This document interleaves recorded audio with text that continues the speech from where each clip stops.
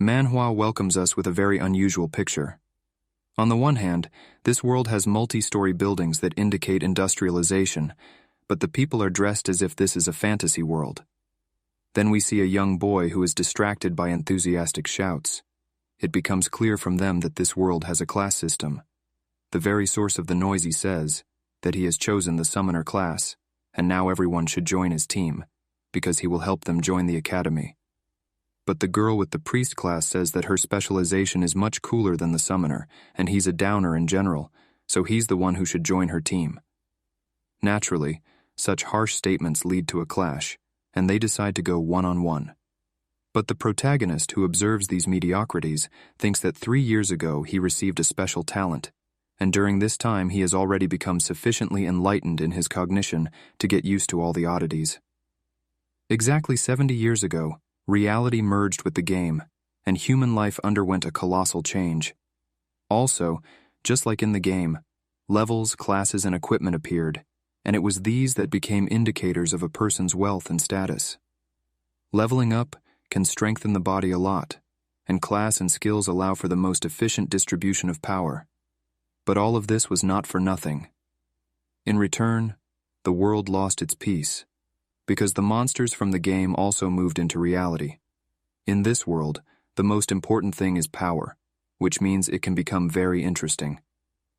And this monologue of the main character is interrupted by the teacher who burst into the classroom.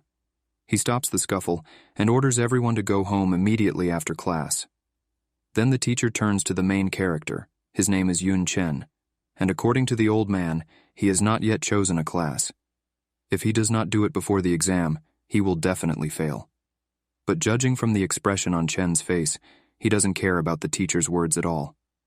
Seeing this, the old man continues to lecture. He says that the guy's confused about himself. Even if he has a lot of skills now without specialization, they are still all primary and can't be developed well. The closer he gets to the edge of his abilities, the more flaws he will encounter. Oh, and on top of that, specialization gives a lot more points, attributes, and skills. He earnestly asks Chen to finally choose his class for his own good. But the kid is on his own mind and tells the old man not to worry because he wants something more than just a strong specialization. His true goal is to get on top of this world. Next, the inner monologue begins. Chen thinks about the attributes and skills he can gain even without a class, thanks to the system. The system makes him go through daily workouts, 10 kilometers of running, 100 for abs, 100 for push-ups, 100 for squats. Doesn't that remind you of anyone? After completing all the daily tasks, he gets his reward. Many people only get that many points, skills, and attributes by passing the hardest challenges, but Chen gets them for nothing for the daily tasks. Just like Teacher Jin said, classless people have many disadvantages. They get too few points, skills, and attributes, although they have plenty of skills because they are basic and not particularly strong. But Chen has plenty of points. He can pump skills of any class. We can say that he is a universal player. Pumping his attributes, Chen thinks that the system is very good, because everything can be done quickly and no one will not see his stats, and this saves a lot of problems. As usual, the guy distributes all the attributes received equally, 2 points to each. By the way, there are many ways to get rewards, not only dailies. Also, the system gives special tasks, such as this. Enter the academy, and the better the results of the entrance exams, the bigger the reward will be. And the rewards have never let Chen down before, so tomorrow he's going to give it his best. And so we move on to the next day's exam square. There are 3 massive magic gates levitating in this square. Although Jin has told his students this many times, he will now repeat it all again for the extra smart ones. There are 3 types of difficulty: easy, difficult, and nightmare. Once the gate opens, it will mean that the dungeon has also opened, which means the exam has already begun. The higher the difficulty, the higher the grade. The smaller the team, the higher the grade. But the guys should not take on too much, because the copies of the monsters will be equal to the real ones, and the students can easily die. So it's important to Jean as a teacher that they all try their best to just survive, not to pass the exam 100%. And at this point, the gates begin to open, which means the exam is about to begin.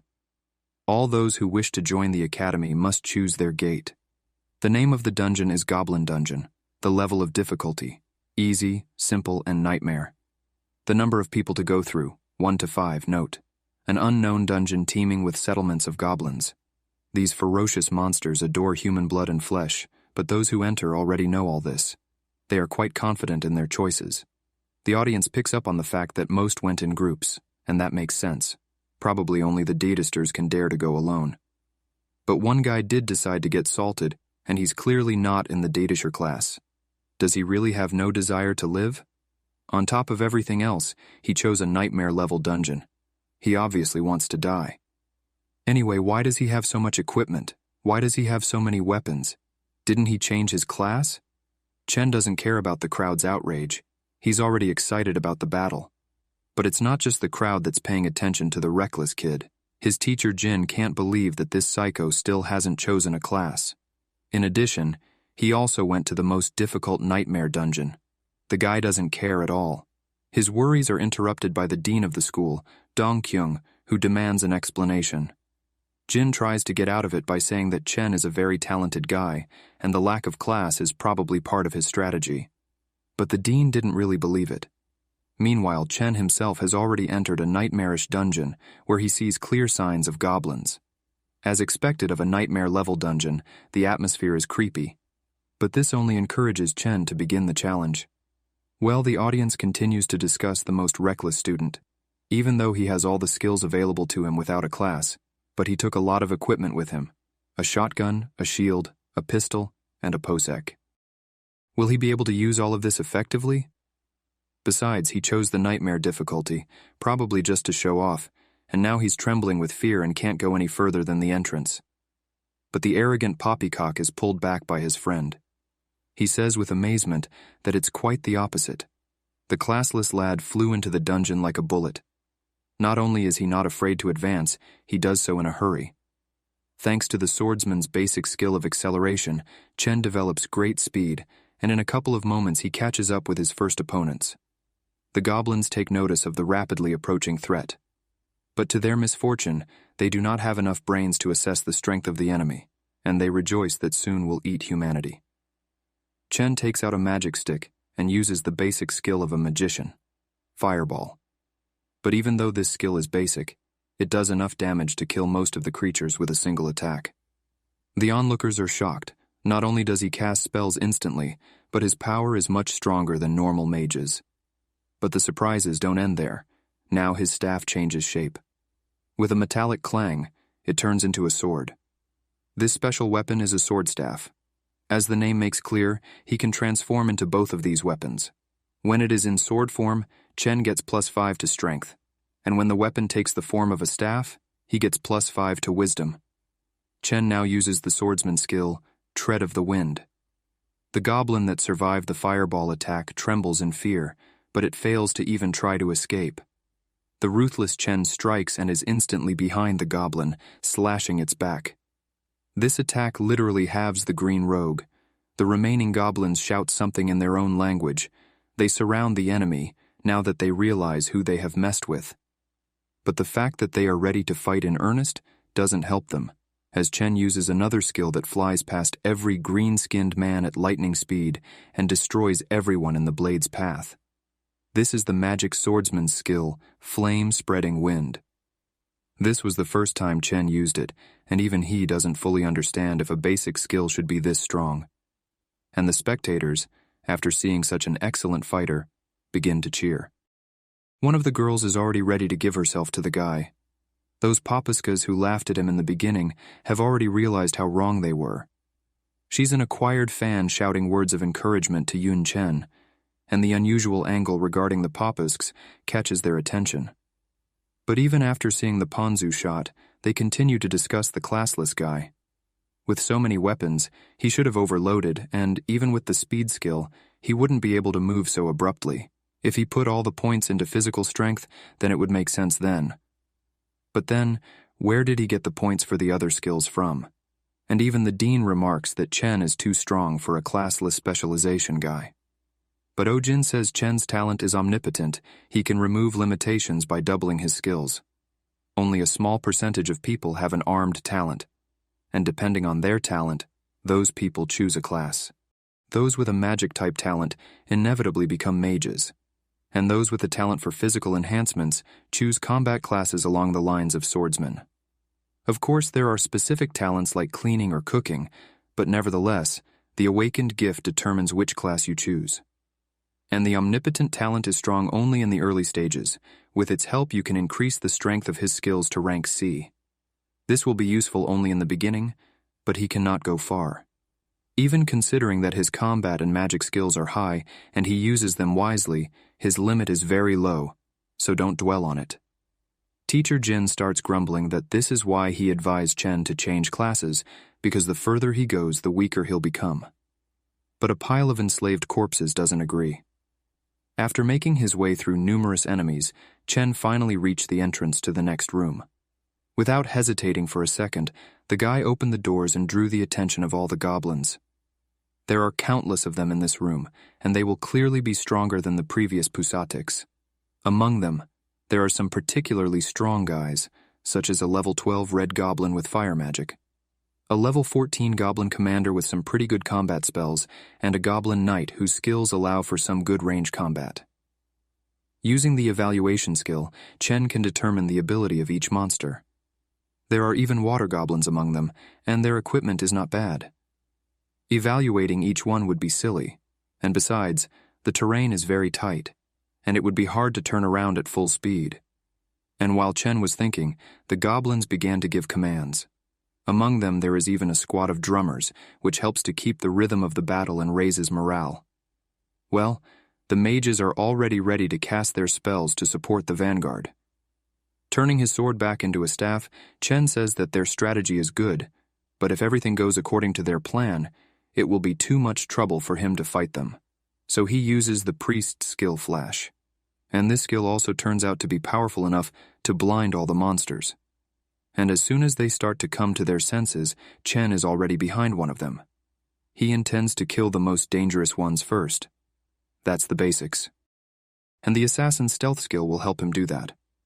But having cut the throat of one of the monsters, the others immediately notice him and try to attack Chen from behind. But he sees everything perfectly and stomps his foot using his assassin clone skill. His clone has all of his master's skills, and he also has 35% of all of his attributes. And together with his doppelganger, he starts mowing down poor people left and right. Many goblins die in the blink of an eye, and one of them, seeing this picture, goes into a rage, increasing his physical stats to the limit, and a huge furious monster swoops down on Chen. But the classless hero is not so simple. He easily dodges it and says that it's not time to fight it yet. He then performs a water elemental summoning, at which point the screen begins to interfere. The cameras switch to another student who is going through a less difficult dungeon. All the viewers are extremely unhappy with this arrangement. They don't want to watch this mediocrity. The crowd demands the return of the classless guy and starts throwing all sorts of garbage at the screen. The camera guy says they've been broadcasting him for 3 minutes. Why don't the viewers watch the other guys? They're trying too. But his boss gives him a smack and says that if the viewers want something, he should give it to them. Besides, the boss himself wants to see what's going on there. Meanwhile, the audience continues to discuss the mysterious student. The guy with the eye patch says that his magic skills are instantaneous, his fighting skills are excellent, and he is also good as an assassin. His friend points out that his comrade forgot about the summoning skill. This classless guy is a real monster. The instructor of the assassin department comes into their conversation. He knows the ins and outs of this class. With each kill, the angle of the strike may deviate slightly, and then the assassin skill will lose its power to kill the enemy with a single strike. To put it without exaggeration, his movement is at the level of a pro. Even more, many pros are not as good as him. We are then shown the camera with Chen once again. All the viewers are happy that they are finally shown a classless warrior. He has summoned 3 elementals to fight the goblins, and he himself has started a battle with the boss of the room, whose rage has slowly started to pass. Now the most interesting part of the second stage will begin, the battle with the room boss. But also, since this monster has a level of difficulty nightmare, Chen will have to use a couple of tricks. The goblin boss rushes sharply at the hero, but before he can get there he falls into a trap. This is a skill mechanic that allows you to hold the enemy for 2 seconds, and Chen uses this window to cast a fireball right into the monster's face. But he's a boss for a reason. This blow doesn't do any significant damage to him, and the goblin with a burnt face continues his dash towards the hero. But not having time to get even a meter closer, Chen jumps away from the boss like a jumper. And then the goblin notices that again stepped into a trap. But this time, it's an incredibly powerful landmine that blows up the brat. All the monsters pay attention to this explosion, and Chen looks at the aftermath of his trap. He tells the boss to stop fainting. Such an easy attack won't destroy him. And surprisingly, the goblin actually survived the explosion. He's about to use his strongest skill, War Spirit. But Chen shouts that he won't let him do that and summons a plant that destroys the dungeon floor. This is the druid's main skill, Vine. With a swipe of his hand, Chen controls the plant and it spears straight into the jaw of the room's boss. The goblin can't even move, and ice bullets fly at him, dealing cold damage and reducing his movement and attack speed by 35%. This powerful skill pummels the monster into the ground, giving it no respite. Taking this opportunity, Chen uses the mechanic skill M2201 launcher, the mage's main skill Thunder, the water mage skill Water Arrows, and the summoner skill of controlling the spirit of water. And all of this barrage of attacks is sent straight at the poor guy. The boss of the room felt the power of every skill of the classless warrior, and the spectators held their breath, watching the exciting battle. They even felt a little sorry for this boss. He literally didn't stand a chance against such a monster. Yunchen had used every class control skill, and it was impossible to escape from such a trap. What was more surprising was that every attack he made was well thought out. When the water and thunder skills were used together, they would give a stun effect. And the ice bullet skill combined with the vine didn't give him a chance to counterattack. And one of the examiners who was watching says that they are missing something important. Most importantly, Yunchen didn't let the boss use his strongest skill, fighting spirit. That was the key to victory. It makes even those who initially didn't believe in the guy show their respect. It's scary to even imagine how much he trained to use so many skills and weapons so skillfully. After saying that, everyone starts to praise Old Man Jin. At this rate, his student will break the school record. But the dean says that they are looking too narrowly. Yunchen will surely be among the top 3 in the province, and their school record is only 9th place.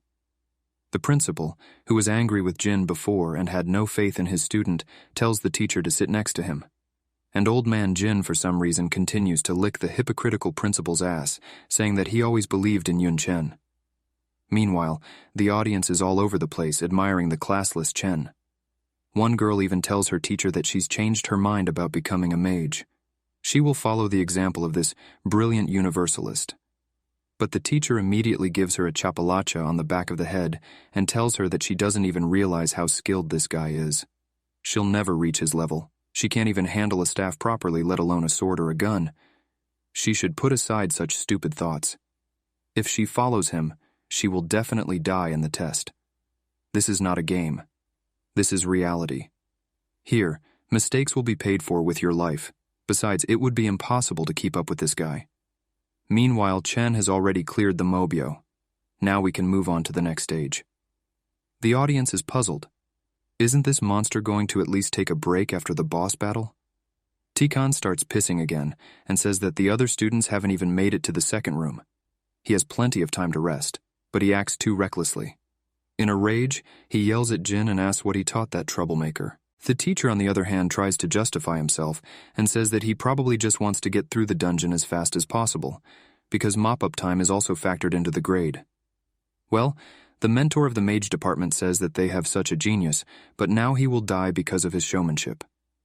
His disciple disagrees with him, because Senior Yun still has a lot of weapons. He must have a plan.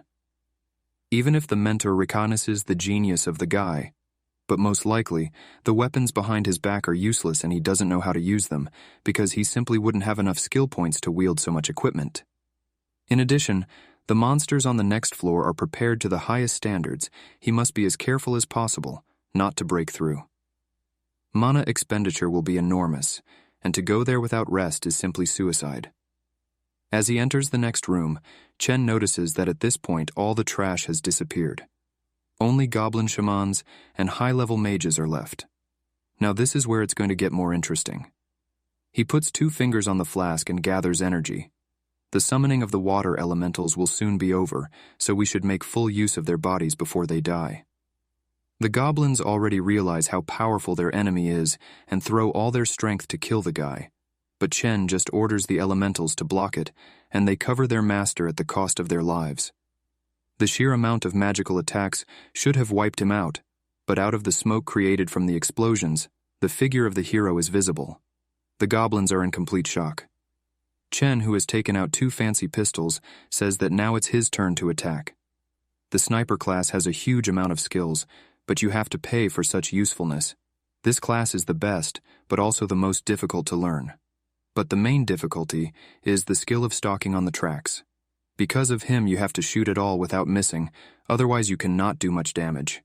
And in real combat, to hit everyone is almost impossible. But the mage mentor suggests that the classless one has just enough skills to easily hit the monsters. And at that moment, a deafening gunshot rings out.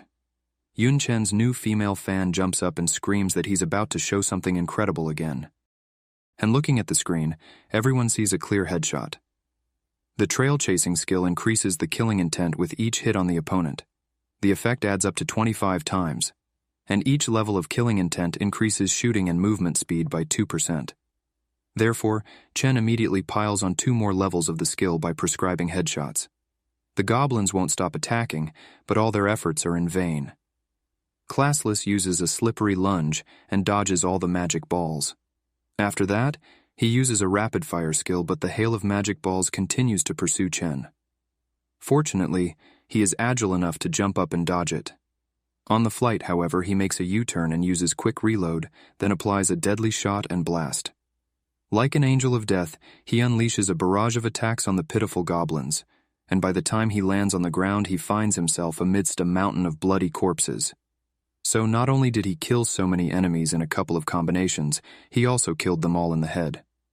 And the girls watching him already want to have kids with him. His skills are so amazing that every girl who sees this will immediately want a husband like him. Even the mage mentor takes back his words and says that he is truly a genius of this era. Well, the dean does a triple backflip with the reshoeing again, and says that he always believed in the boy. One of the panel members says he noticed one oddity. Yun Chen still hasn't used a single potion, even though the rules allow it. Indeed, preparing mana and health potions beforehand, which are forbidden in normal exams, would help a lot when it comes to life and death. But apparently, it's useless to him. But in reality, things were different. He simply didn't take them, because with so many weapons, he simply didn't have enough room. I wonder if he's really that reckless or just very sure of himself. Meanwhile, his pistols began to smoke. Due to overuse, they had overheated and were now completely useless. Although it's not surprising, they are black iron rank after all. However, they have already done their job well enough, he doesn't need the pistols now. And the dean doesn't understand what rank those pistols were since they broke. Jean replies that they were the cheapest black iron pistols, and that's when the dean finally has human features. And he yells at Jin how could he even let his student go to the exam with such garbage. But the thing is, Yun Chen can't afford a higher quality weapon. He has no parents, plus he has to take care of his younger sister. And surprisingly, the dean hammers this story out. And he says that if he knew about it earlier, he would have personally bought him better equipment. But now it's too late. Meanwhile, Yun Chen has approached yet another room. This gate leads to the final boss. If he killed it as fast as the previous mobs, he would become the provincial champion. They haven't had a single provincial champion in the history of the school. If that happens, he will go down in history as the best principal ever. But now I think it's clear why he suddenly wants to buy a poor student some gear. The dean tells Jin that if Yun Chen dies because of his equipment, he won't be a teacher anymore. And the old man pleads with Chen to make it through.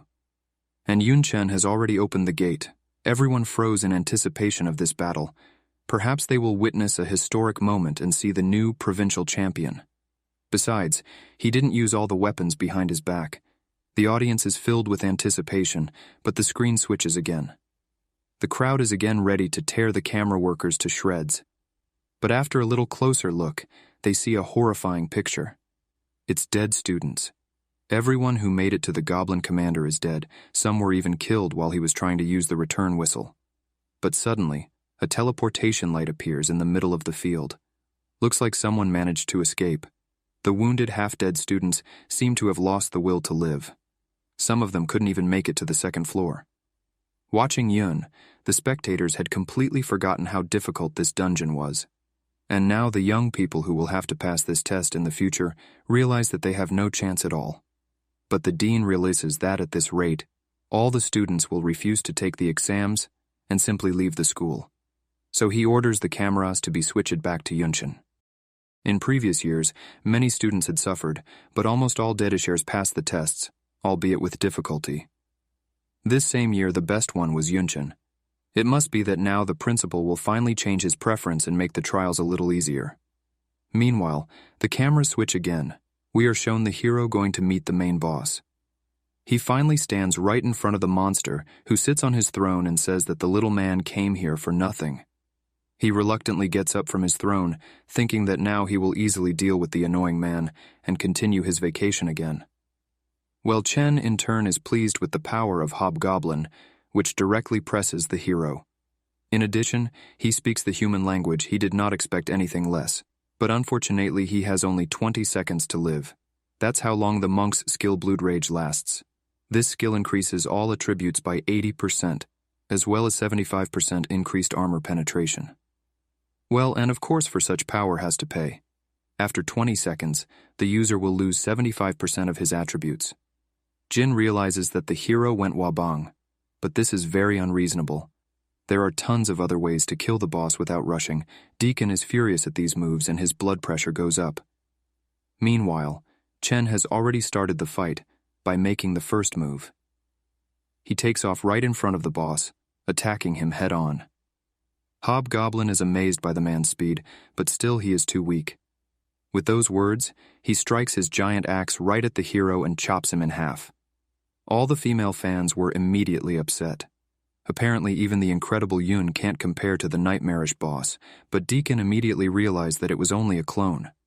At the moment of the frontal attack, he created a clone, and he himself was already behind the main goblin's back.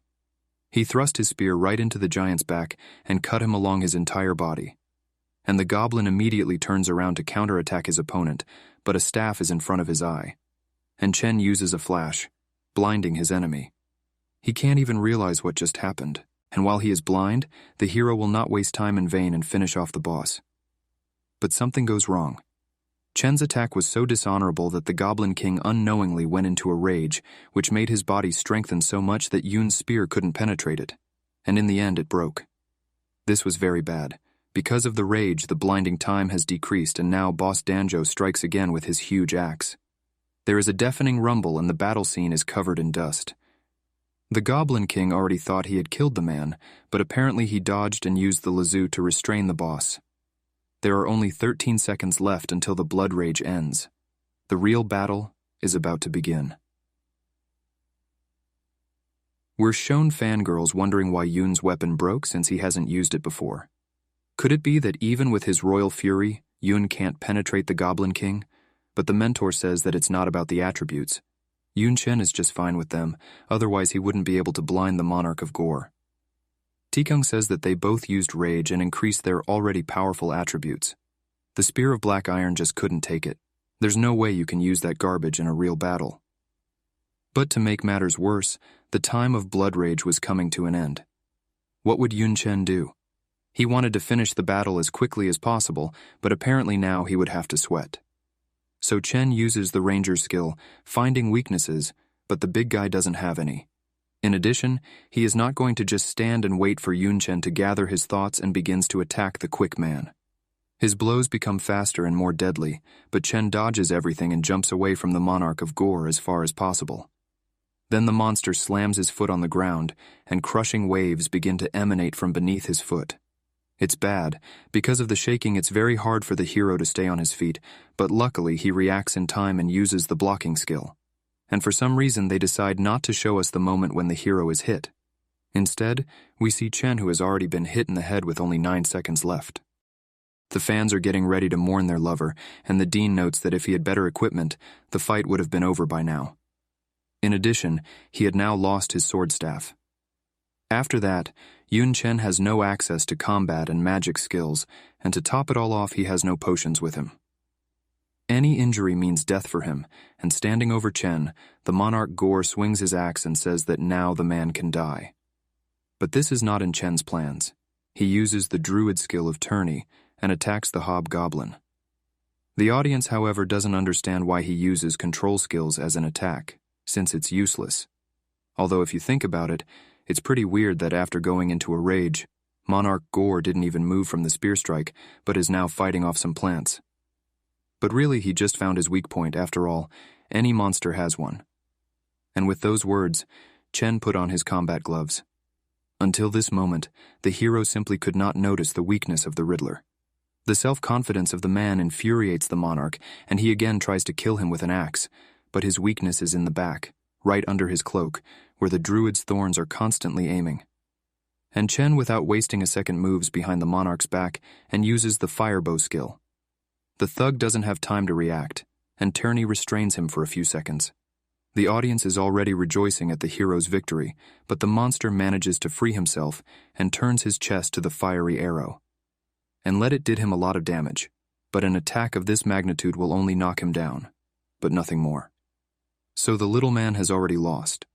And then Chen asks him if the goblin is sure of his words. After all, he falls exactly where the broken spear was stuck. The goblin clearly doesn't want to die, but his wish means nothing, and he finally falls on the spear, receiving a mortal wound.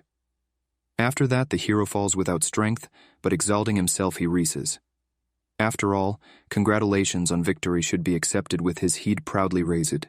He passed the nightmare dungeon in just 14 minutes and 47 seconds. The entire stadium is cheering. Their new favorite has managed to defeat the main monster in just 20 seconds. He really is the strongest. Meanwhile, the monarch has already started to evaporate. Considering the difficulty and time of the dungeon, Yun Chen's score is 3C.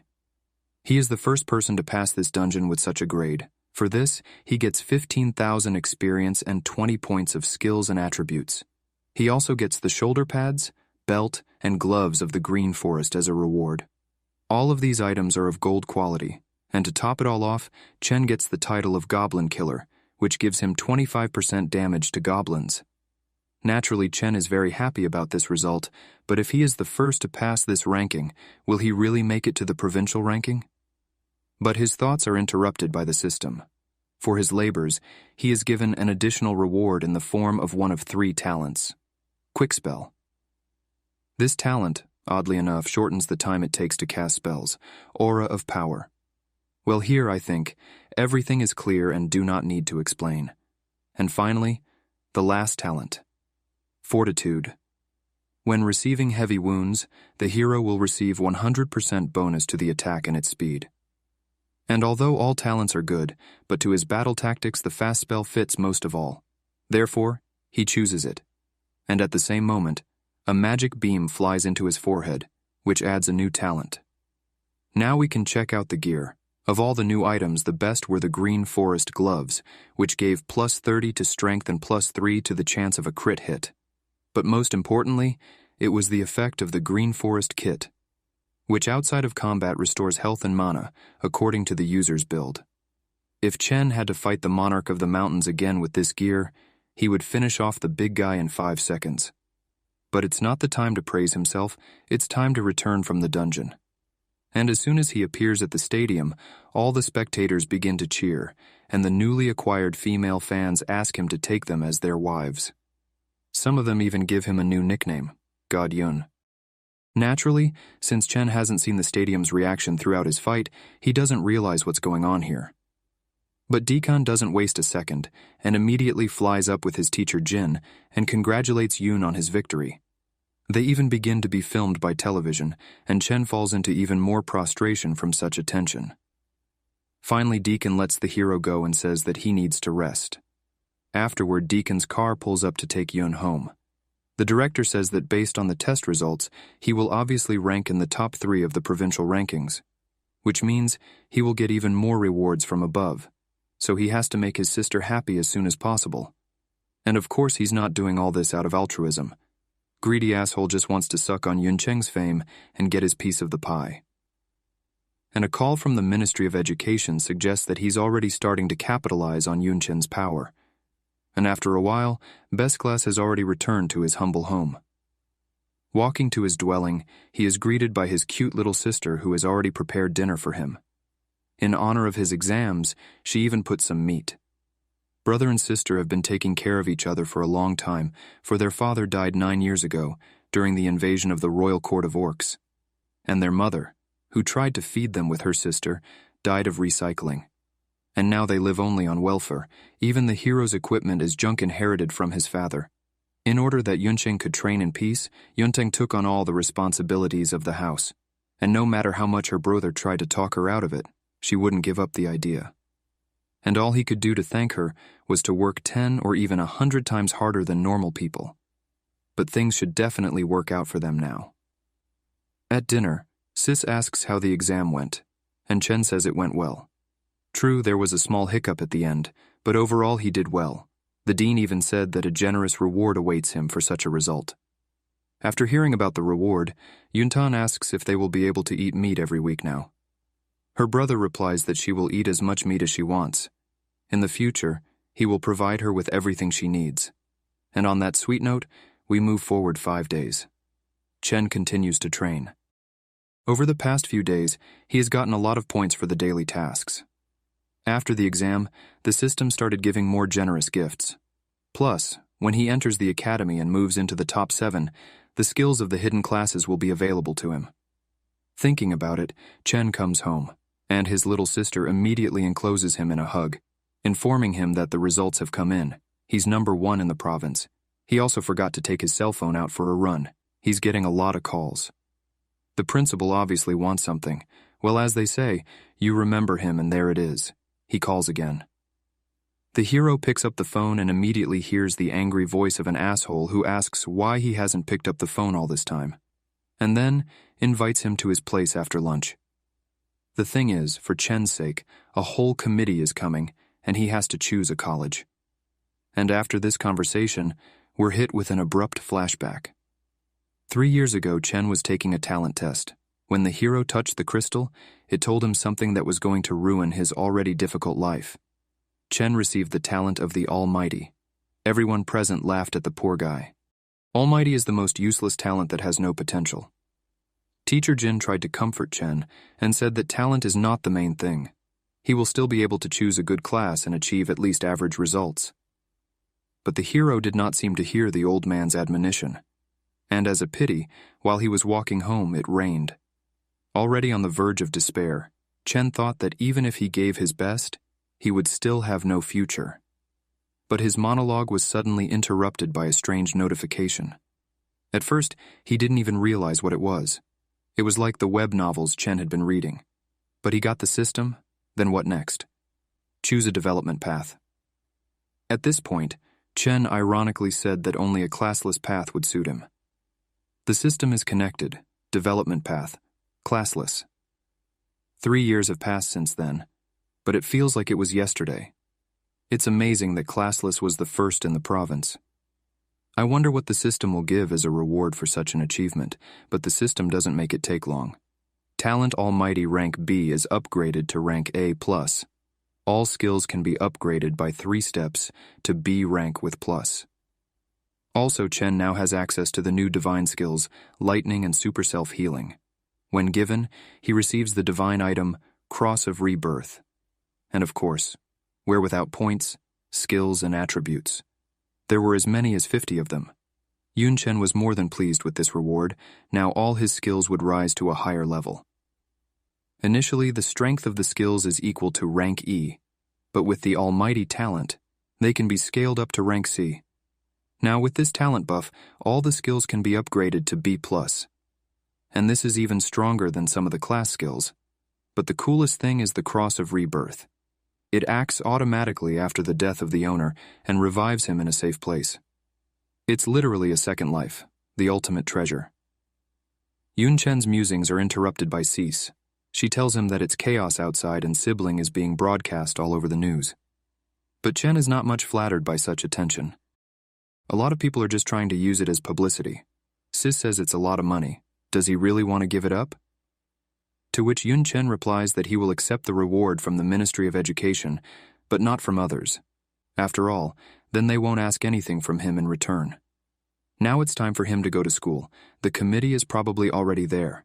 Meanwhile, at Dong Yun School, reporters are harassing all the students, asking them about Yun Chen. These reporters have completely lost their conscience. If Chen hadn't disguised himself, they wouldn't have let him into the school. Well, we're moving to the conference room. Deacon welcomes the representatives from the top academies in the country. They're all here for the champion Yun Chen. An admission supervisor at Sin Academy named Wu Hua says that this student introduced the trend of classless, and because of him, everyone has become reckless, and Deacon dares to brag about it.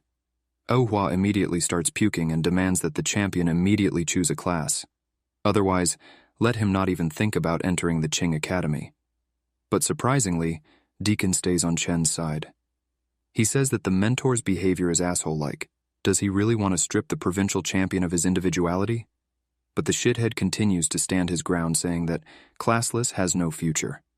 If he doesn't change class, the Sin Academy won't accept him. And a suck-up student from Sin Academy named Yuan Ju tells his mentor not to worry. After all, Dong Yun School is in the middle of nowhere. It's not worth wasting energy on a student from such a backwater. According to him, Yun Chen has already given up on his future. He chose fleeting popularity for the sake of grades. It was obvious that he didn't have much foresight. He probably just found a loophole in the exam and cheated somehow. But Jin stands up for the kid. Arrogant Young doesn't realize how hard it is to be classless, so he just stands there silently. Yun Chen is the champion without a doubt. Wisecracking Wu Hua says he's spreading himself too thin, and it's better for the old man to calm down. But then a woman enters the conversation. She says that Dong Yun School is part of her academy. Does he really think she will let him get away with such a provocation? The asshole retorts that she can't do anything to him because they have so much more talent. And then there's a massive brawl. Everyone tries to piss on their neighbor. But they're interrupted by the dean. They've completely forgotten that they're here to recruit, not to fight. Yuanju says they're really here for recruitment. But it looks like the exam results were falsified, and on that sentence, Yun Chen finally bursts into the room with a foot with a logical question. Are you making a move? The dean and Jin are happy to see the guy and want to introduce the mentors to him. But Chen has already heard everything outside. He walks up to Yuanju and says he's standing right in front of him. Doesn't he want to check to see if he passed the exam fairly?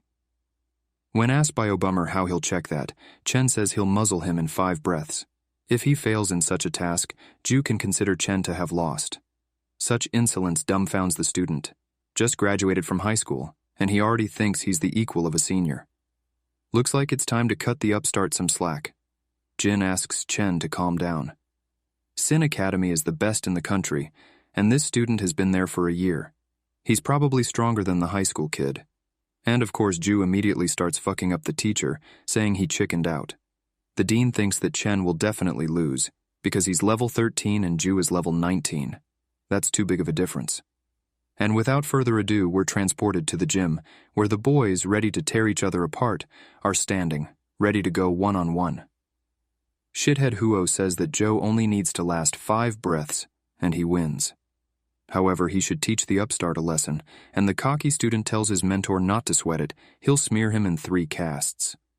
The dean, who has lost all hope, says that nothing can be done about it.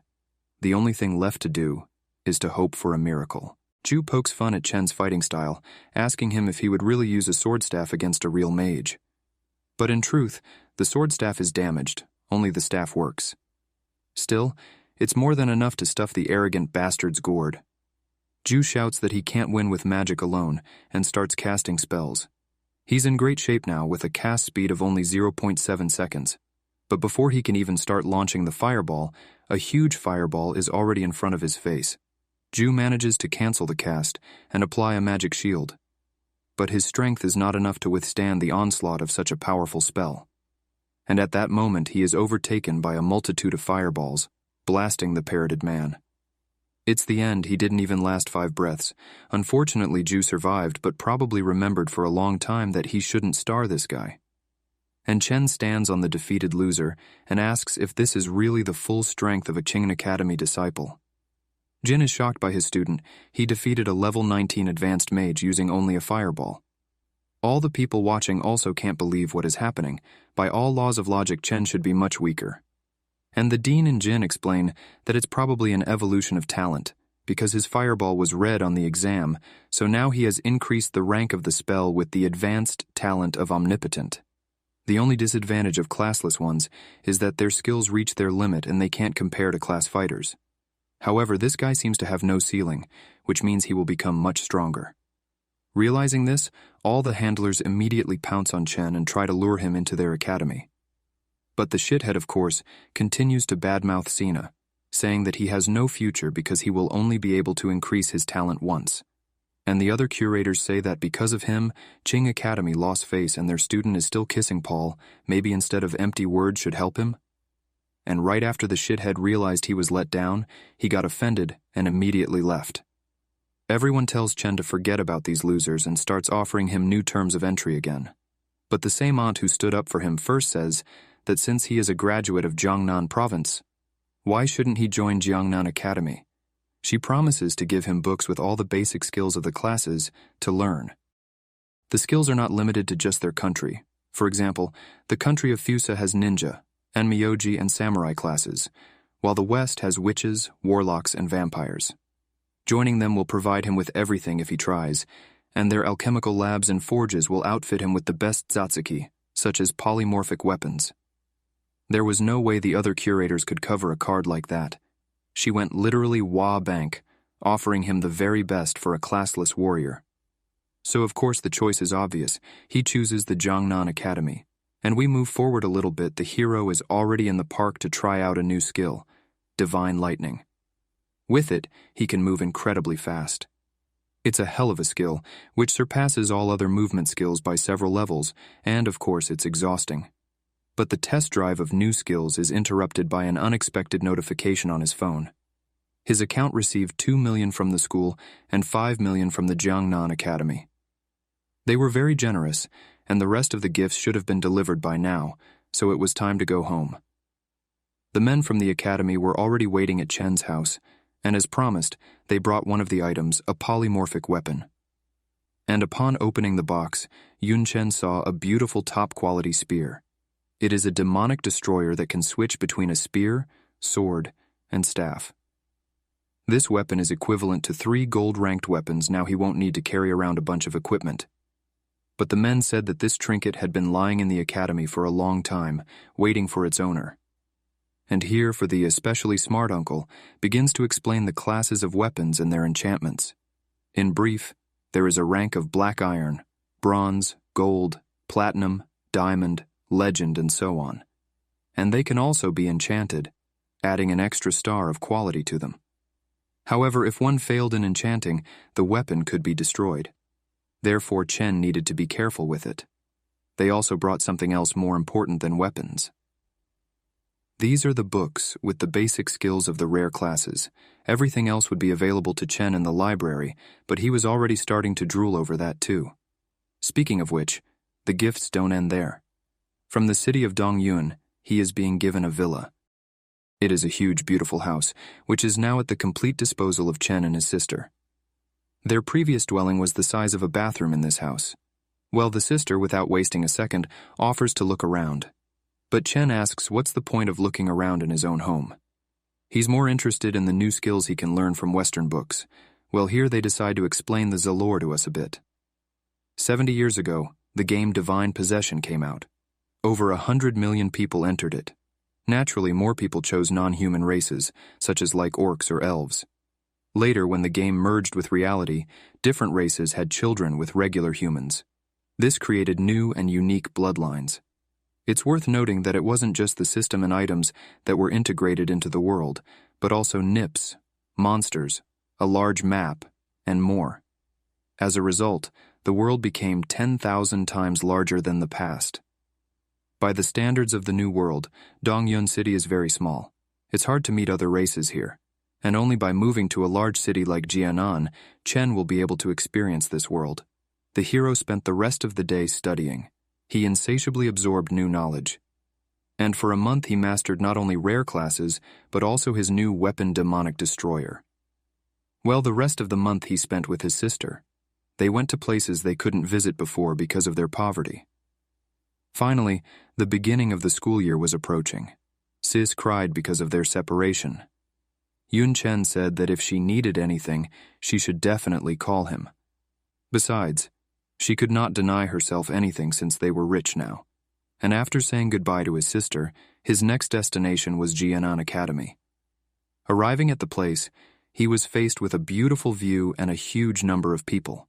Not only that, this was something he had never encountered before. Perhaps this beauty and diversity was worthy of the 7th academy of the country. But Chen's musings were interrupted by the elfess in charge of registering students. She asked him for his resume, and he handed it over without hesitation. But as soon as the registrar read aloud that he was Yun Chen, all eyes immediately turned towards him. And in fact, Chen doesn't really like this much attention. He doesn't even realize how he even ended up in this situation. The elf says that it is not surprising, because he took the first place among the provinces, and thus became the first student in the academy. In addition, he is the only best-class student who has reached such heights. And for that, he has a lot of privileges. For example, he has a lot more credits than the others. Money can't buy anything at the academy, but credits can buy anything. But as for the other privileges, he'll find out about them a little later. Well, as she escorts the first student to his destination, the elfess asks if Yun Chen has chosen a chair. There are 5 departments in Jianan Academy. They are the military, support, elementals, weapons, and tactical departments. The military department emphasizes on fighting and killing. The elemental department is the best choice for a mage. The tactical department speaks for itself. The weapons department, oddly enough, focuses on weapons rather than skills. The support department specializes in enchantment, alchemy, blacksmithing, and healing. Without hesitation, Chen answers that the tactical and support departments are not suitable for him. But the other 3 would fit his fighting style perfectly, and while they were scratching their tongues, they have already arrived at the place where he will live throughout his training.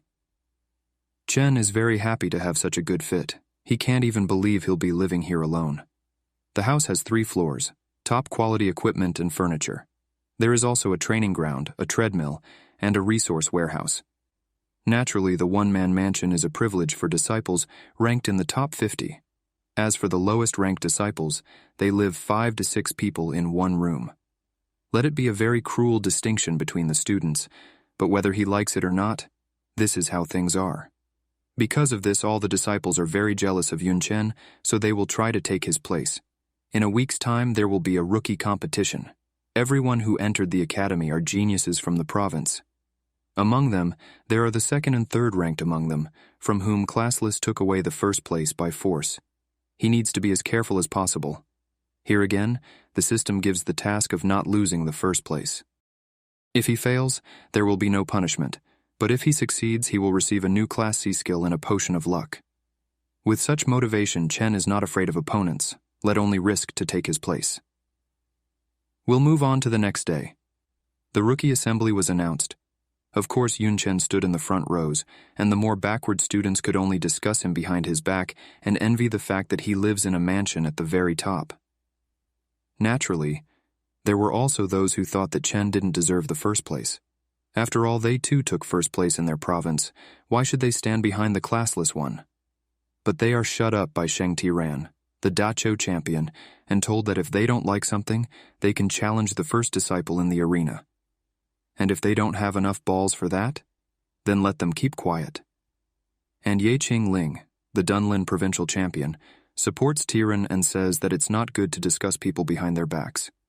And also Shui Hongfang, 2nd in Jiangnan province, cuts into their conversation and says that Chen stole his seat, so as soon as the meeting is over, he will drag him down. Ye Anfu, the dean of the military department, remarks that Yun Chen is making too much noise here. Everyone is worried about their ranking. Many students disagree with the decision to give him the 1st place, but each of the deans has seen the recording of his battle. He definitely deserves to be 1st. Xiaoqing Chen, the dean of the armory department, enters the conversation. She says that his combat skills are top-notch. He has an innate combat sense and talent for various weapons. He will definitely go to her. Podsock says that she usually doesn't talk to anyone at all, but here she shows such interest in her student, but It's not surprising. He's really very talented. Yanfu says that Yunchen is not only interesting to the students, all the teachers also want him. And since that's the case, we should speed up. He hits his cane with his opal cane and is in front of the students in a blink of an eye. According to the Academy's manual, the military department is the strongest among the 5. And this old man is the head of it. Yanfu says that he is aware of the students' dissatisfaction about the first place, so it was decided to hold the competition today.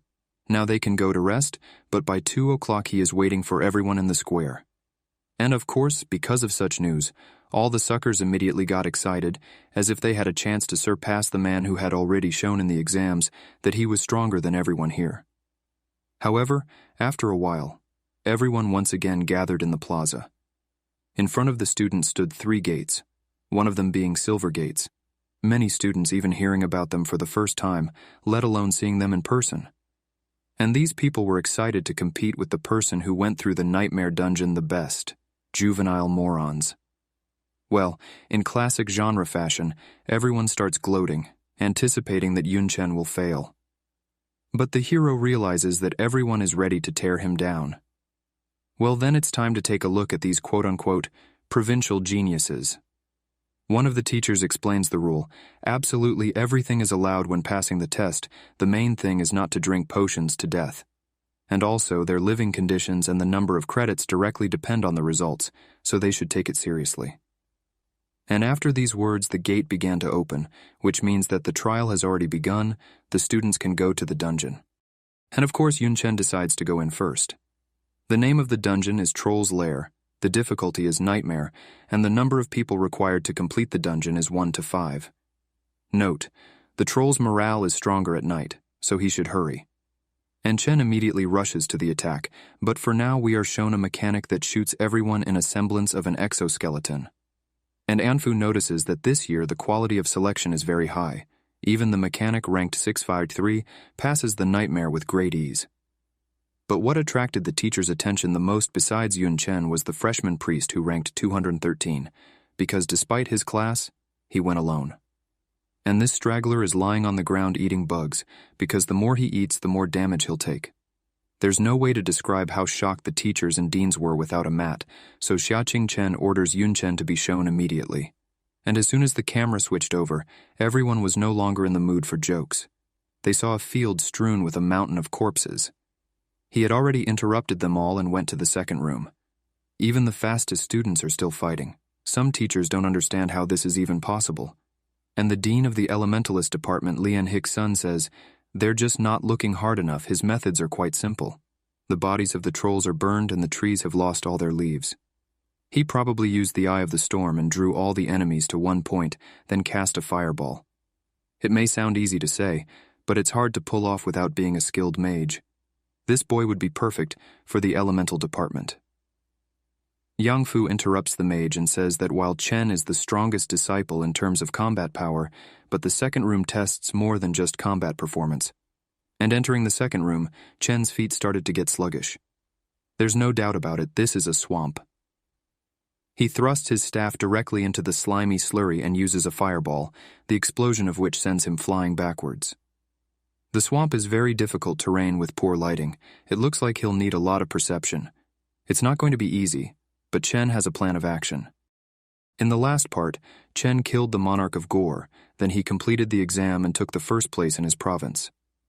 This allowed him to enter one of the best academies in the country, but there was another test waiting for him, in which he fought for his superiority. Except that on the second room of the dungeon, Chen got caught in a swamp, and to get out, he'll have to push himself. Yun Chen uses the druid skill, Natural Affinity, with which he improves his perception. The strength of the skill depends on the number of plants nearby. Normal Natural Affinity is just a basic skill that isn't that strong, but Chen has it at rank BC+, which means he can resonate with plants and communicate with them. No matter if it was a tree, moss, or liana, they could all become the eyes and ears of the hero. Thanks to this, he quickly found his way to the third room and instantly rushes towards it, traversing many trees. Chen uses the lazu to cling to the trees with it, as if he were a forest Spider-Man. He has to wiggle like this to avoid stepping into the swamp or he'll get bogged down. and as soon as he finds solid ground on which he can stand confidently, he is discovered by a troll, who immediately tries to kill Chen by jumping on him from behind. But Bezglasovi doesn't even turn around and turns his polymorphic weapon into a staff, pointing it right at the rat's face and blasting the troll with a fireball. These losers never seem to realize that absolutely all plants are his eyes and ears. Chen knew about the troll ambush from the beginning. He thrust his staff into the ground and used the growth skill, causing the plants to restrain all the enemies. The growth skill has also undergone changes with the increase in rank. In addition to shackling enemies, plants have a parasite effect. Once inside the body, they will feed on it until they drain their victim dry. The teaching staff didn't fully believe that this guy's skills could evolve, but after seeing them in action, all doubts immediately fell away. The head of the military department remarked that Chen had coped with the test perfectly. For a warrior, not only strength is important but also perception. Because of the lack of information, one can be ambushed or simply get lost and starve to death. In general, there are many skills of perception. For example, Dark Priest's darkness perception, Mechanic's echolocator, or Mage's magical surge. But Yunchen chose the most appropriate skill for the area. He is clearly a very bright young man. Of course, there are other solutions to this problem. For example, the Destruction Mage would just blow up everything around him, while the Blood Knight would take the Blood Knight and rush into battle, relying on his excellent defense. Meanwhile, Chen was almost out of the swampy area. It would be much easier from here. The layout of the room was like a minotaur's labyrinth. Without good perception, he would definitely get lost, but luckily the plant is on his side. And on that thought, he stumbles upon a giant troll that is snoozing at the gate guard post to the next room. It's a level 15 battle troll leader. Difficulty silver level 3 skills, rage, jerk, and battle cry. A very responsible guardian finally wakes up from feeling too hot. Upon pondering, he realizes the reason for the heat. A huge fireball is cast next to him, which hits him right in the face and knocks him 20 meters away, causing him to end up in the third room right in front of his immediate superior. He immediately starts making excuses and begging for his boss not to kill him. The fireball attack doesn't seem to have done much damage to him. The boss says he'll forgive the worthless guard this time. And in gratitude, the big guy promises to crush the little man. But he is interrupted by an irritated voice that asks him who he is going to crush. The little man slowly approaches him from behind. Since the troll wants to atone for his mistake, Chen will gladly help him. He will repay his negligence with blood.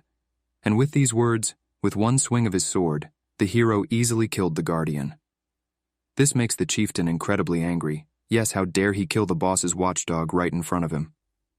The chieftain has level 17 and a level 2 gold rank, and his retinue isn't far behind him.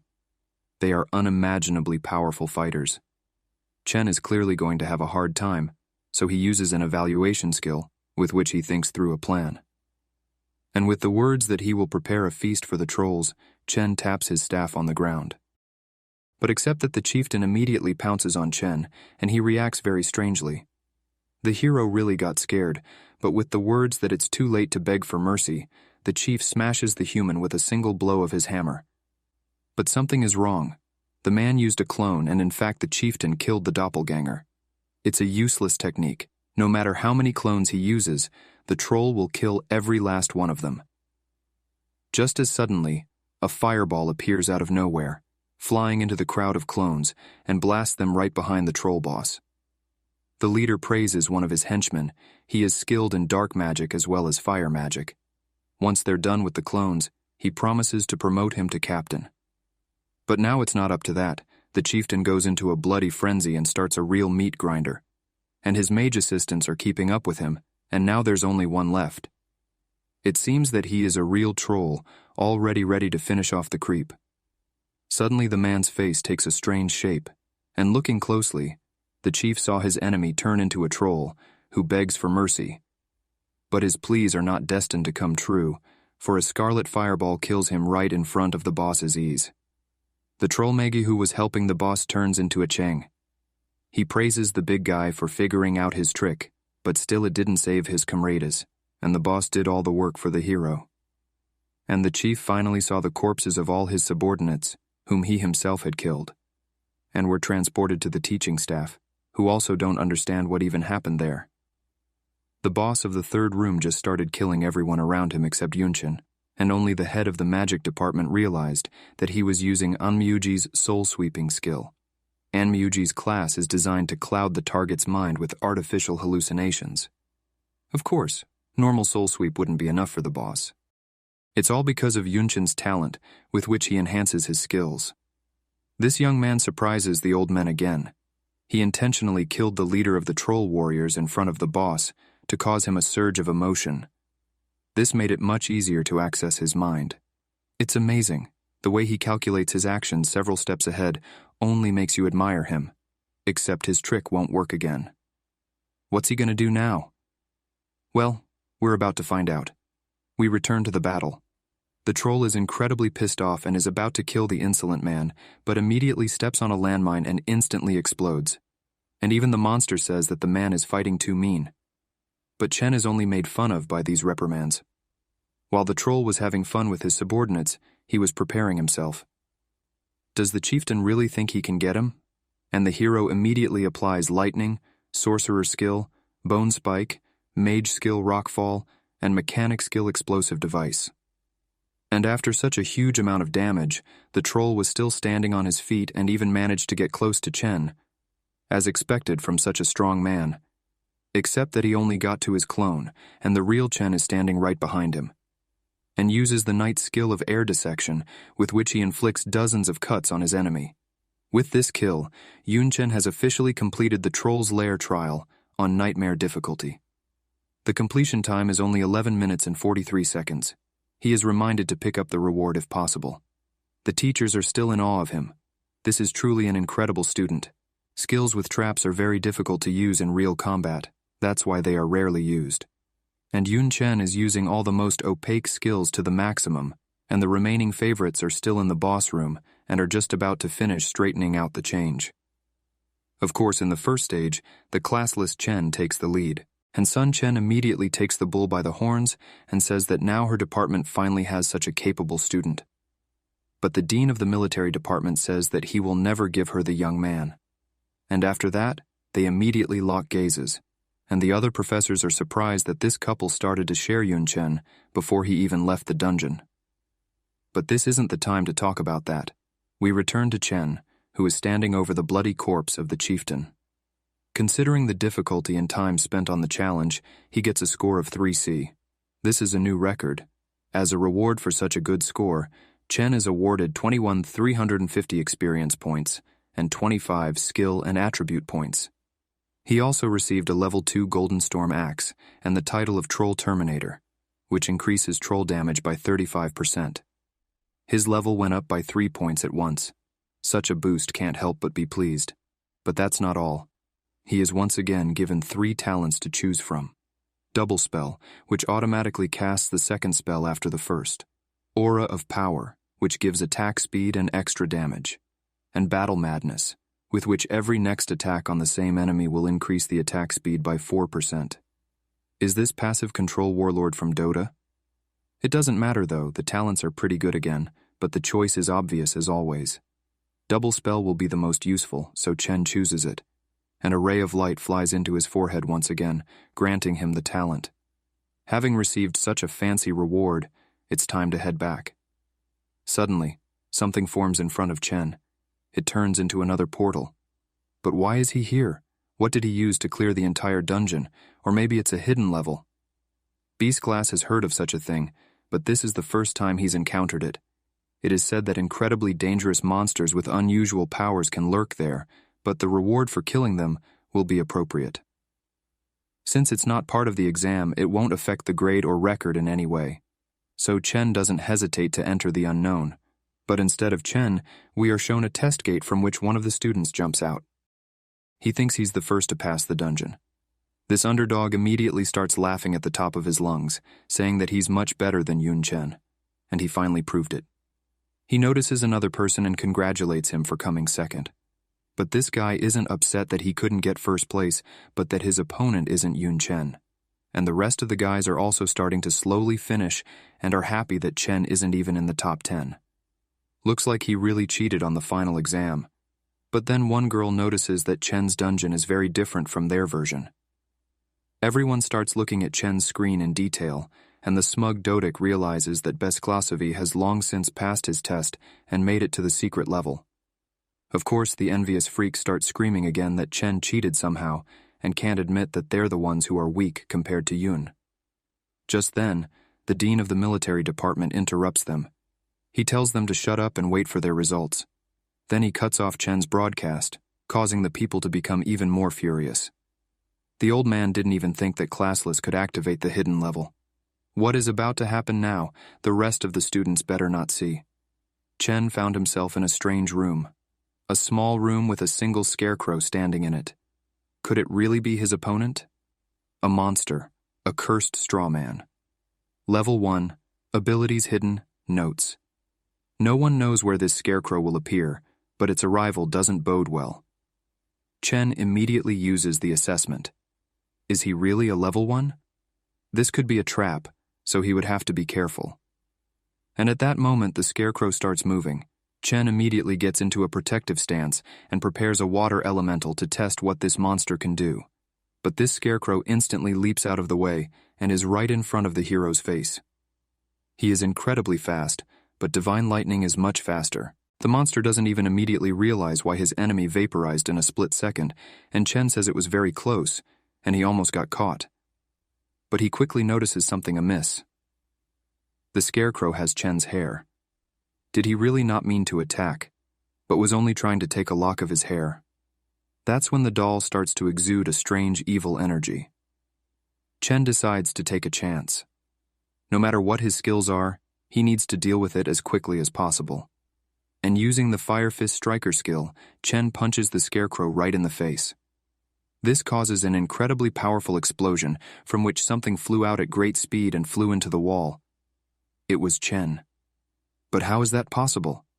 He was hit by his own blow, and that freak took the form of a hero and didn't dodge. I think it's clear now. The straw man goes to the wall and smashes his head against the concrete with all his might. And at that moment, Chen's head smashes so hard that blood begins to squish in a fountain. All the damage done to the scarecrow will come back to the hero. Chen immediately rushes towards it to at least slow the scarecrow down somehow, but accept that he won't be able to attack it, so what should he do? But he still does not have time to do anything, and the scarecrow hits the wall with his foot. This causes Chen to fall to the ground. For the first time in a long time, he is in a lot of pain. Then he tries to use the Laza, but it is not successful because the scarecrow interrupts his attack with a fist against the wall. The sharp pain throws off the hero's concentration. Only Chen is not afraid. He is excited by such an opponent and even grateful to him. If it weren't for him, Chen would start to think that he has already become the strongest in the world and would stop growing. The teachers watching Yun Chen are very excited. At last, this boy has finally stumbled upon a formidable opponent for himself. Asha, Chen's son, is absolutely confident that he can handle the straw man. The old man asks her why she thinks so. Does she really know more than he does? But her guess is based on Chen's cocky and calm look, because he just can't be that calm without having a strategy to win. Meanwhile, Chen has already realized that the scarecrow has been fooling him all this time. He originally thought that the straw man had connected his life to his own, but in fact the damage the scarecrow had received was transferred to Chen, and the wounds he had simply faked. And since that's the case, the hero can safely heal himself without fear of recovering the scarecrow's body. He's only a level 1 monster, and he doesn't have as much health as a classless warrior at level 16. The scarecrow didn't use the healing skills, although Chen has them, so he definitely can't copy skills. And at this moment, the kid smashes the wall with a single elbow strike. If the monster had copied his attributes, he would be destroying walls with his punches and not doing any damage to himself. As suddenly the scarecrow starts screaming in pain, his arm is broken, which means the conditions of this skill are equal for both sides. The damage that Chen receives is exactly the same transferred to the monster. And realizing this, the hero lights his arm on fire. He is very curious, if he attacks himself, how much damage the monster will take. But judging by the way the straw man flamed up and turned to ash in a matter of seconds, it wouldn't be able to withstand even 1% of the damage Chen could inflict on himself without harming himself. If the monster's attributes were equal to those of a hero, he would definitely be in trouble. About the Scarecrow's machines, there was a tinkerer waiting, the cursed object of the puppeteer. Category, rule, number of uses 1. By wrapping the target's hair around the item, all damage the user receives will be transferred to the target. In the right hands, this item will be incredibly useful. Meanwhile, at the gates of the dungeons, 2,000 students are waiting for one, and they are very unhappy about it. Finally, the last student finishes his ordeal. The dissatisfied immediately rushed to voice their grievances, but they were interrupted by a menacing voice that ordered everyone to line up. And while Chen was running to the line, he thought about the fact that he took the first place, but the task of the system is still hanging. Which means that the competition of beginners is not over yet. And at that moment, an old man comes out to the students. He informs them that some students don't deserve their place because they learned the dungeon information beforehand and prepared themselves. And the one who cheated turned out to be the same asshole who was accusing Yunchen of cheating all along. That's ironic. Because of this, the head of the military department is incredibly pissed off. He bangs his cane on the floor and stone arenas grow out of the ground. Now there will be one-on-one fights between all the students to see who is actually the strongest. Naturally, many of the students are pissed off by this, but the old man shouts out the rules. They're painfully simple. Challenge anyone to a duel and defeat them. Then you take all his credits and a place on the roster. You can't refuse the challenge. And this is already encouraging all those who are dissatisfied with their status. And in an instant, everyone immediately rushed to summon opponents of their own strength. Except for Yuncheng, he's already the strongest. There's no need for him to take away someone's spot. But at least now it was clear why the system still hadn't completed the task. And at this moment, 2 daredevils rush into the arena towards Chen. They challenge the top-ranked apprentice to a fight. But here Chen says that fighting them one-on-one will be too long and boring, so he orders them that they should attack in pairs. Of course, this hurts their pride and pisses them off, but it can't be helped. When they win, they agree to split Chen's credits. But unfortunately for them, they're too slow. The classless one applies a fighter skill, a piercing punch, and the powerful attack creates a huge cloud of dust that fills the arena. Fortunately, the teacher had time to activate a shield that could barely withstand the hero's attack. If he hadn't had time to do so, the students standing below would have been hit as well. And they wondered, is piercing strike definitely a basic skill? The dust cloud begins to disperse, and they notice the 2 brazen men who challenged Yunchen are already lying unconscious. Classless wants to finish them off, but the teacher says that Chen has already won, and he should stop. He realizes that this guy is incredibly strong. You can't let anyone die.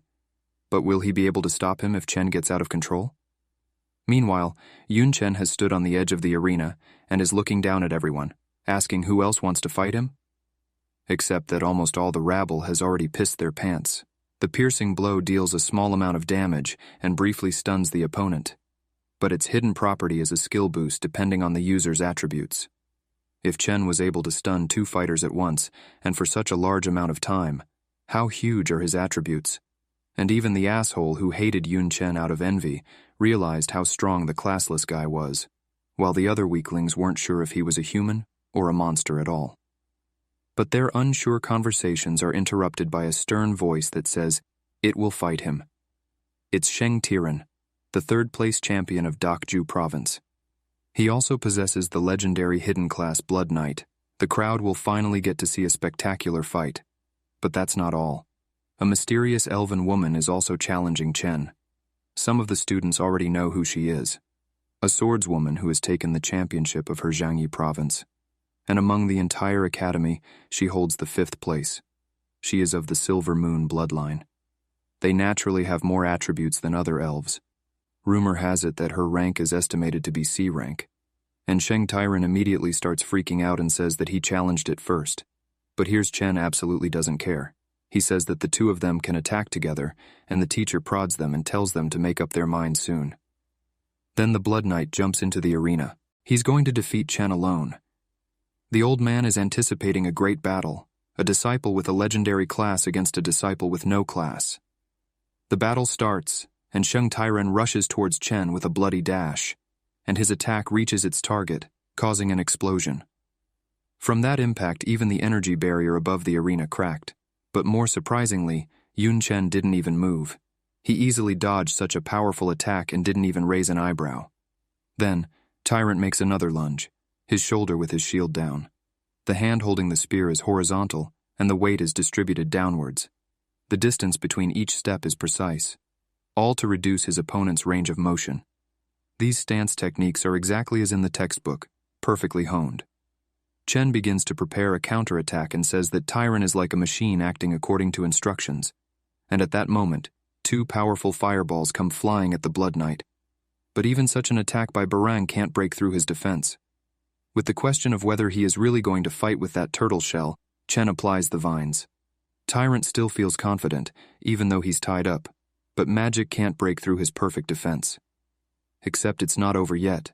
The classless one orders the vines to grow. The plant begins to climb under Tyrannus's armor and suck the life force out of him. And he's well aware of that, so he uses blood flames. But Chen won't let his vines burn. He acts proactively and uses a water curtain that floods the Blood Knight like a waterfall. The weaklings watching this can't believe that it's a simple water curtain skill, more like a water flood.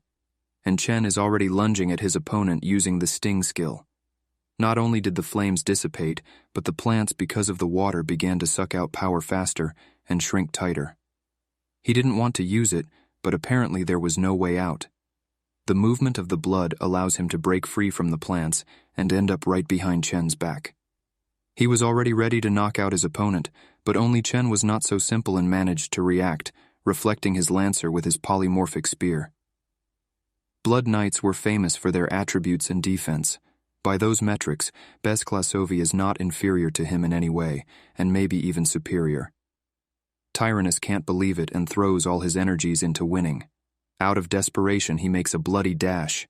Except now it's Chen's turn. He steps on the Blue Knight's lancer and hits him in the face with all his might, sending Tyrant flying back 1,000 meters. Luckily, he is still conscious and shouts that it's just luck. He won't be able to do it a second time. Except at that moment, a knife is held to his throat. It's the end. He has no choice but to give up. Which he actually does. The teacher declares Yun Chen the winner and he gets 2,000 Tyrant credits. Those who a couple of minutes ago thought that Bezklasovi was a common crook are already cheering and becoming his fans. The old man notes that Tyrannus has perfected his skills, but the textbooks don't say how to fight the classless warrior.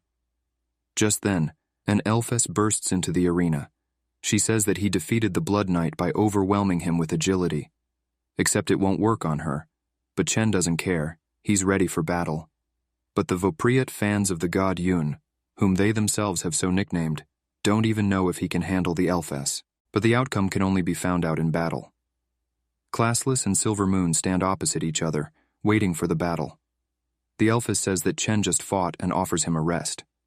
She doesn't need a victory over an opponent she's exhausted. But Chen doesn't care about that. He replies that he doesn't need rest.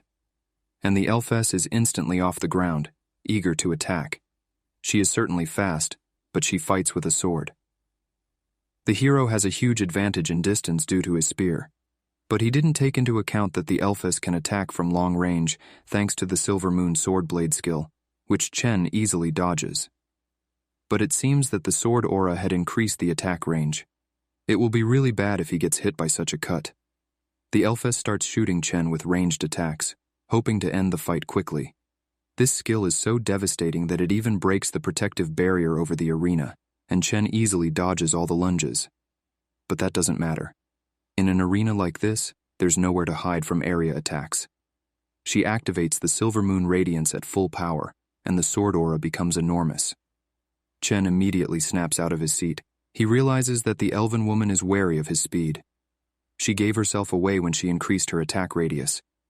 The slash of moonlight should have cut the hero in half, but he used the slippery lunge of the sniper and dodged with his usual ease. Only a couple of hairs sliced off his hair, but it was enough to make him get serious and pull out the low-grade pistols he bought before enrollment. The elven woman manages to fend off the bullets, but she doesn't realize if he wants to attack her with such a shitty weapon, or if he's just trying to distract her. But her ponderings play havoc with her, for Chen has already moved closer to the elf. What's the point of her tactics? Because once the enemy gets close to her, she's a dead woman. Just as she thought, the enemy chose close combat in hopes that she doesn't have any aces up her sleeve. Except she does. The Elphys uses a pulse of rage that throws Chen away from her, causing the classless to fly into the air, and then she pulls out a moonsault. Generally, it's a secret technique, and you have to prepare for it, but as long as Chen is up in the air, she'll have plenty of time to prepare. In flight, he won't be able to dodge. The elven woman will finish the fight with just one arrow. Except Chen vaporized, he was already behind the Elphys and put the tip of his blade right to her throat. The moment she was distracted by the shots, Chen had created his doppelganger and was leading her around by the nose the whole time. He had many ways to win, however he chose the easiest one to show her how little combat experience she had. Albeit reluctantly, the elven woman falls to the ground and admits her defeat.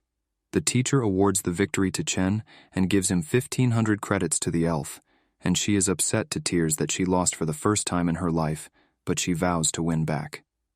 Well, in a classic of the genre, the teachers start sorting out the newcomers into their departments again, and one of them says that Chen should be forced to choose a class, because if he doesn't, he'll waste his undoubted talent.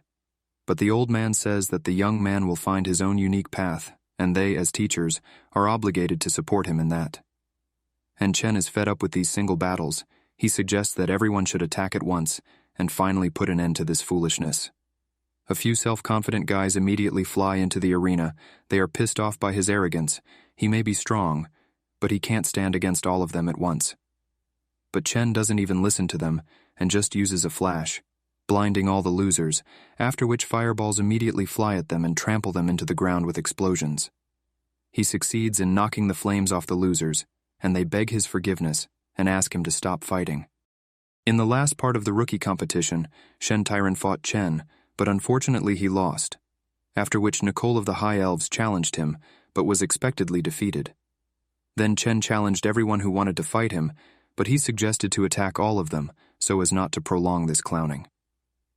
There were 5 brave men who lost in shame. Today, for the first time in the history of the entire country, a student stood alone against all those who challenged him and won. High attribute parameters, a huge number of skills, cold-bloodedness, perfect compatibility with weapons, and refined battle techniques. An ordinary person would only need one of these qualities to climb to the top, but Chen possesses them all at once. When there is a gap in power between people, they become angry and jealous. But when the gap is so huge, these emotions are erased and replaced by fear, admiration, and delight. Everyone finally realizes that Yun Chen's success is not an easy luck. With such strength, he just couldn't help but take the first place. And the crowd of new fans start chanting, "God Chen." And while the rookie rankings are being announced, Chen is concerned with an entirely different system. As a reward for holding the first place, give him a C-class skill, Potion of Luck, which gives him incredible luck for 24 hours. As well as the skill Invincible, with which you can get immunity to damage and control for 3 seconds. Chen even gets the impression that the system is worried about him. The boosts have been very useful, however, as always. Meanwhile, everyone is paying attention to the fact that Shui Hongfang, who was previously in 2nd place, is now in 26th place. Who doesn't remember? This is the asshole who accused Chen of cheating and ended up cheating himself. The students saw him fight Tyran, who was a bug against Sina. But here in his fight with Hunfan, Tyran seemed like a god of war. Realizing that this amoeba was unworthy of his spot, everyone immediately swooped in to challenge him and relegated him to 26th place. Meanwhile, the old man announces the end of the competition. Whether they like their ranking or not, everything is now in place. And Grandpa also reminds them that the students need to choose their departments, and anyone who doesn't want to die in endless battles may not choose his military department. Because with him, they will become the strongest, of course, if they survive. But Xia Qing Chen is simply silent and does not agitate anyone to join her. However, she does not need to. Everyone already knows that she is not only the youngest dean, she is also the one who was able to defeat the King of Demons. She has a huge queue of students. Yun Chen remembers what he read about her, although she is only 27 years old. But she has spent 8 of those years on the battlefield. She is now rank 3. And Jiaqing Chen steps forward and personally invites Best Class to her armory. She has never even spoken to students before this moment, and here she decided to ask to join her herself. But the old man interrupts her offer and says that if Chen joins him, he will make him his personal apprentice and also give him 3 rank A skill books, and the head of the elementary department says that this is too little for such a nugget. If Chen joins him, he will teach him anything he wants, and also give him all the resources and knowledge he needs to develop his dancer. The mage class is the most expensive, considering how much money is needed for enchantment resources, and here he is being offered full provision. Old Man Lian is very well prepared, second grandfather. Such a thing can't be outbid. After all, the elementary department has more money than all the other departments combined. Both offers are very tempting, and in addition, these departments are a good match for Chen. The choice is very difficult, but suddenly Chen is distracted by something from the old men. It is Xiaqing Chen, who offers the essence of the demon king she killed. All the students are shocked with such an offer. This artifact is truly priceless. Its value cannot be estimated in money. After all, no fool would sell such a thing. But if Chen uses it for its intended purpose and absorb the essence, his body will be strengthened, and he will receive additional attributes up to level 70. And there is also a small chance to get the lineage of the King of Demons. This damsel is truly cruel.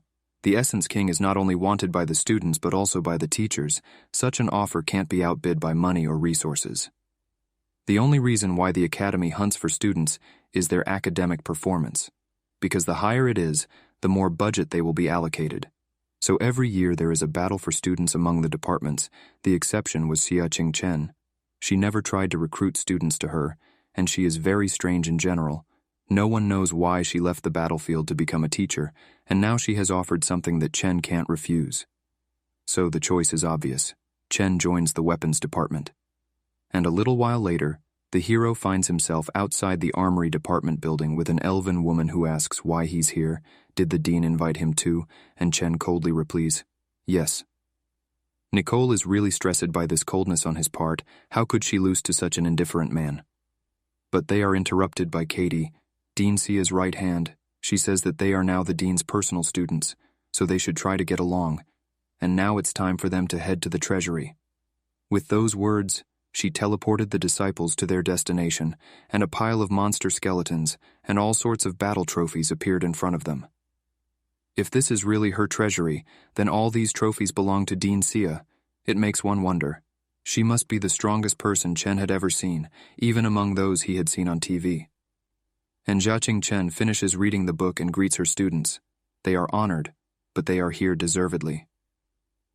Dean Xia tells Katie that since Nicole is also an elf, she will be in charge of her training. Katie will take her to the secret nature potion and help her get the breath of nature, and Katie promptly does so. As for Yun Chen, he will have to absorb the Demon King's essence and become stronger. But before he does that, Chen asks how she got the essence. When Xiaqing Chen defeated the Queen of the Night, the divine alchemist purified the corpse and obtained the essence. Since there is not much written about it in the books, she decides to tell Chen the truth of this world and the real enemies of humanity. Yun Chen asks if the enemies of humanity aren't the monsters from the game, but that's just the tip of the iceberg. 70 years ago, their world merged with the game, after which many new races appeared, but their human essence remained, because they were born human. But beyond this world there is another dimension, the world of darkness. It is swarming with demons that penetrate to them through the rifts of reality. The most powerful of them are called Demon Kings, and only 4 ranked fighters with divine status can stop them. Little is known about the Demon Kings, but it takes 2 4-ranked classes to handle one. Chen wonders, since they are so powerful, how did humanity know about the method of obtaining essence? But it wasn't humans who discovered it. It was actually a gift from heaven. The game is a divine possession, a creation of the gods, just like humans themselves. Now mankind can communicate with the gods through sacrifices, but it's better to call it bargaining. By sacrificing only the most valuable, such as how the body of the Demon King, the heavens will respond. The essence of the Queen of the Night was obtained just this way. In addition, if you sacrifice powerful items, you can get divine healing potions, hidden classes, and many more useful things. The new information just explodes the guy's brain. He had not heard of such a thing even on the internet. But it's time to absorb the essence, whether he gets the bloodline or not. depends only on luck. Wait a minute, luck? Chen says he'll take a break for an hour or two and then begin the takeover. And that left the classless one alone with himself and Deacon's contracted beast. He tried to use the assessment, but even his level wasn't enough to learn anything about this pet.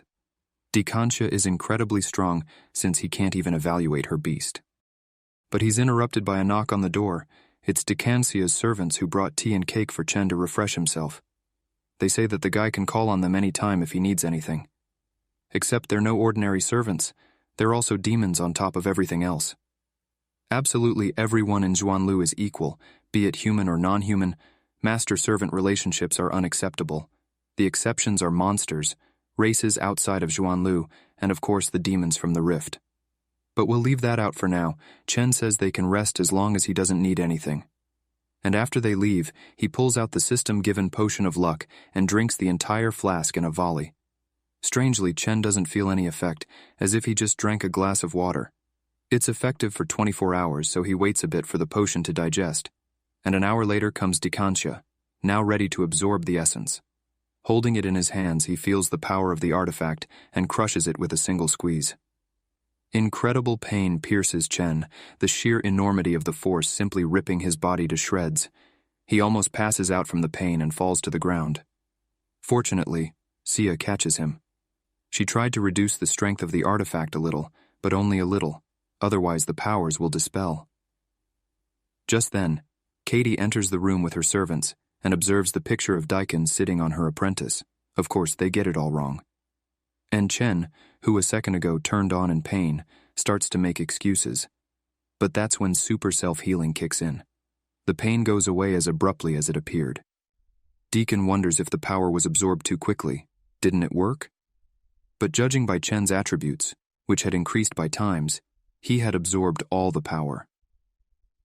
The Queen of Night had 2 innate talents, the Eye of Night and Darkness. Had Chen obtained either of them?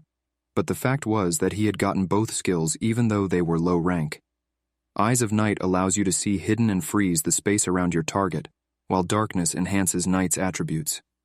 No one had gotten 2 skills at once before. It seems that Deacon's bet worked, and Chen's talent paid off. But here, it's probably a matter of luck. Deacon Jia said that new talents always have a low rank, and the Queen's talent at the limit would be C+ rank. Therefore, they will grow together with Chen. Yun Chen thanks Deacon, and thinks that even though she seems withdrawn, she still cares for him. But she, in turn, allows him to call himself teacher. And we are transported to a remote cave. A huge demon in chains resents that some pathetic man has appropriated the power of the Queen of the Night. But his succor tells the master not to worry, for he will kill Chen and take the Queen's essence, and a giant hand reaches forward. On it floats the essence of the god of war, and if the succor pulls it off, he'll get it. So, of course, this conversation goes nowhere, and we're transported to the dorm the next day. Chen drops the plate and activates the Eyes of Night, ordering it to stop, and the plate does indeed stop right in midair. According to Teacher Sia, Eyes of Night who have reached the C+ rank can stop anything by sealing the space around the object. Among the C+ rank talents, it is the strongest. But then again, such a powerful Night Queen fell at the hands of Teacher Sia. Just how strong is she? A little later, Chen went about his business and was spotted by the demonesses serving Xia Qingchen. They are whispering about how this guy might become their master in the future if he and Madame get married. But Chen hears this and says that that situation was a misunderstanding. Of course, they don't believe him and promise not to tell anyone. The luck potion is still in effect, and this situation is not resolved in any way. Will all this do him any good? And as he strolls about his business, his luck level makes itself known. He finds money, sees ponsuchotas, and even becomes the 10,000th customer in Donerka, getting a free snack. The luck potion even scares him a little. He needs to find a worthy use for it, but first he has to complete the daily tasks. Each day, the first 2 rewards remain the same, but the third is always random. With Potion of Luck it's bound to be Aosom, and this time it's random enchantment materials, and Chen gets a flaming dragon's blood. When you use it for enchanting, you can get the added effect of intimidation and dragon slayer. In fact, it was the best thing that could fall out to him. It should be used before the end of the day. And so we are transported to the end of classes. Chen leaves immediately and Nicole follows him. She unknowingly followed the hero. Is her curiosity really that strong? Wait a second, she looks like a stalker, but she explains it to herself that she just wants to know more about her rival. But she's not fooling herself. Every time she looks at him, Chen gets prettier and prettier. He just happens to be sitting next to Nicole. She's so much into the hero that she completely forgot about the lesson. Meanwhile, they have already come to the Hall of Enchantment. Nicole asks if he's going to glamorize something. And Chen says that's right. She didn't even realize how she started the conversation. The enchanting thing is exciting, just like gacha and Genshin. If you're lucky, you can almost double your stats. And if not, the enchanted item will be destroyed. Meanwhile, Chen is already approaching the store and asking to sell him a couple of materials. After carefully studying the assortment, he picks up only the best. With a 30% discount, he comes out with 3,100 credits. Nicole is surprised that he spent a huge sum with such ease, and the seller suggests renting a warlock because he will increase the chances of success. But Chen will cope with everything himself. Having collected everything necessary, you can get down to business. Magical energy envelops the objects and transforms them into amplification. It was successful. Now the polymorphic weapon has a gold rank of level 4. But that's not enough, Chen continues. And then a huge amount of purple energy seems to explode the room. This color means that Chen has succeeded in enchanting the weapon to 7 stars. He is asked again if he wants to continue. Nicole is even at a loss for words. Without any tricks, he simply enchants the item to break through, and he succeeds at it. Meanwhile, everyone around him is outraged. There's only a 5% chance of enchanting to 7 stars. Will he have the courage to go to 8 stars? Nicole asks him not to. The chance of 8 enchantment success is only 1%, but Chen doesn't care. He keeps going. And like the wrath of the gods crashing down from the heavens, the enchantment energy crashes into the polymorphic weapon. If it succeeds, it'll double its performance. And then there's the added effect on top. All the older guys hope that the weapon will just explode, otherwise they'll die of envy. But unfortunately for them, everything goes smoothly. The weapon improves to 8 stars. Attributes strength 90, wisdom 90. New attributes increase physical and magical damage by 45%, and terror works against dragons and offshoot races, reduces their stats by 15% and causes fear, and Dragon Killer increases damage against draconids by 35%. Nicole can't believe it's a golden weapon. The stats are even better than the diamond weapon. On top of that, Chen didn't spend a single material, but suddenly someone calls out to the hero. The big guy offers to buy this weapon from Chen. He is willing to pay 30% more than the market value. And Chen asks, what will happen if he refuses? Literally everyone in the room froze from the newest tension in the air. This big guy is called Brother Lei. He has a very hot temper. He's also on the student council. Not to mention Dragon and Blood, Chen got in the way of the wrong person. But here's Nicole not worried at all. This fool probably didn't see the freshman duel and therefore doesn't know Chen's true strength. And Lei himself offers the hero, in addition to become his friend, if he sells his weapons. But Chen hits the ground with the shape of a spear and uses a new intimidation skill, which makes Lei piss his pants. He can't believe it himself. Since he's a dragon hybrid, their race is by definition fearless. Chen starts to loom menacingly over Dragonid and asks if he's a dick. So Chen isn't worthy of this weapon, and since he won't give it up, they're enemies? The closer Chen gets to Lei, the more fear grips his body. At one point his legs give out and he falls on his ass. Panic yells for Chen not to dare approach him and tells him that Academy rules forbid fighting, and if Chen attacks Lei, he'll snitch on him. The students widened their mouths at this turn of events, and Yunchen said that he didn't want to get his hands dirty with such a coward, and went about his business in a pathetic manner, because the luck potion would soon run out, so he had to hurry up. Nicole, of course, tails him and asks how he did it, but Chen replies that they will talk later, and now he is in a hurry. And he was in a hurry to go to the library to read books. But everything is not so simple.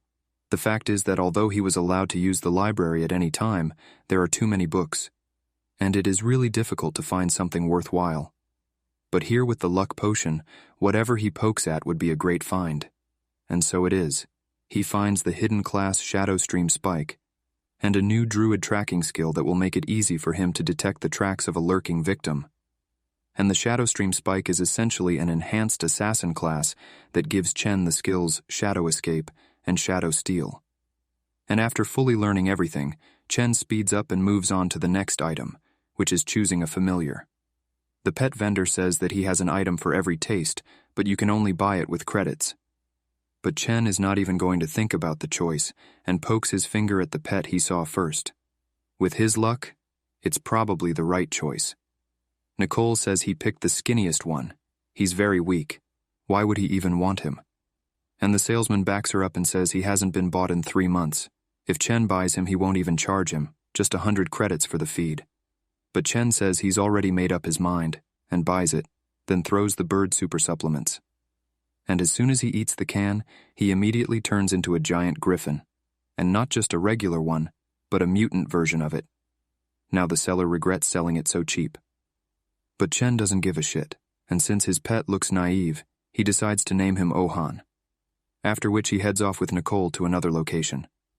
It doesn't take long to finish the potion of luck, and after a couple moments they find themselves in the base of summoned animals, in the plant warehouse. This is the only warehouse that is open at this time, and since Chen often uses the skills of a druid, the summoned plant is perfect for him. And with such a variety of choices in this warehouse, Chen's eyes go wild. He ponders over who to choose it for. But suddenly a strange sound catches his attention. It's coming from the Thorn Fairy. She's a gold-ranked fairy, although normally all fairies are diamond-ranked. That's very strange. The seller explains that these fairies are very weak, and it takes too many resources to feed them, so no one takes them. But it suits Chen perfectly, because his summoner rank is low, and he can only contract with gold level. So the hero asks to add a pot and food for her for 3 months to check. For all of this, he is asked for 3,800 credits. After that, Nicole tries to talk to Chen again, and he is very curious how much longer she will pursue him. But there is no choice. He lets her ask the question. But Nicole asks to lend him 1,500 credits because he took all her money. And he doesn't even think about it. He just gives her his student ID. Nicole notices that he has over 8,000 left on his account after all that spending, how many people he robbed at the freshman competition. But it's too late, so Chen bails home. And Nicole promises to pay it all back within a month, and she also realizes that even though he's cold, he's pretty kind. And we move forward 3 months. In the military dean's office, he asks Teacher Lee how the freshmen are doing. And things are, in fact, just like last year, all on their own. No wonder, since every student is the best in their province, they don't listen to anyone. Then the old man asks about Yun Chen, and he's doing well. He trains a lot with different weapons, from a dagger to a sniper rifle. But still, he doesn't socialize with anyone except Nicole, and that's only because they're both Dean Sia's students. Alas, the best student will always be doomed to be alone. However, every student will have to fight on the battlefield, and without communication skills, there is nothing to do in a real battle. That is why there is a freshman exchange every year. Therefore, they need to assemble a group of the top 20 freshmen. And on that note, we move to the archery practice area, where Nicole and Chen are sparring. And as soon as the start of the battle is given, they instantly increase the distance. Nicole releases natural arrows. Chen easily bounces off them and counterattacks with the archer's main skill, Hound arrows of rank BS+. Nicole manages to hide behind a tree. He counterattacked too fast. But just because Nicole hides behind a tree doesn't mean Chen's arrows won't get her. An arrow pierces the tree trunk right above the elf's head, and she gives up. The suckers on Sina's fans start licking him in every way possible. And Nicole says that when they started training, she was getting her nose in the air. But now, after 3 months of training, she has no chance of winning. And Chen remarks that when they first started, they agreed that the loser treats the winner to dinner, and he kept treating her. Now it's Nicole's turn. But their idol is interrupted by Katie. Chen and Nicole want to see Dean E. Anfu in the training room. Besides being the dean of the military department, he's also the vice chancellor. What does he want them to do? and there are already 20 students gathered in the training hall who are perplexed as to what they are here for. And Nicole has already talked to Katie, and she has explained to her what awaits them. This is the first time Chen has heard of the student exchange. It's a national competition that all the academies in the country participate in.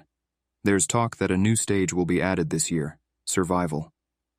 And then Chen receives a notification from the system, a new task to participate and win the exchange competition.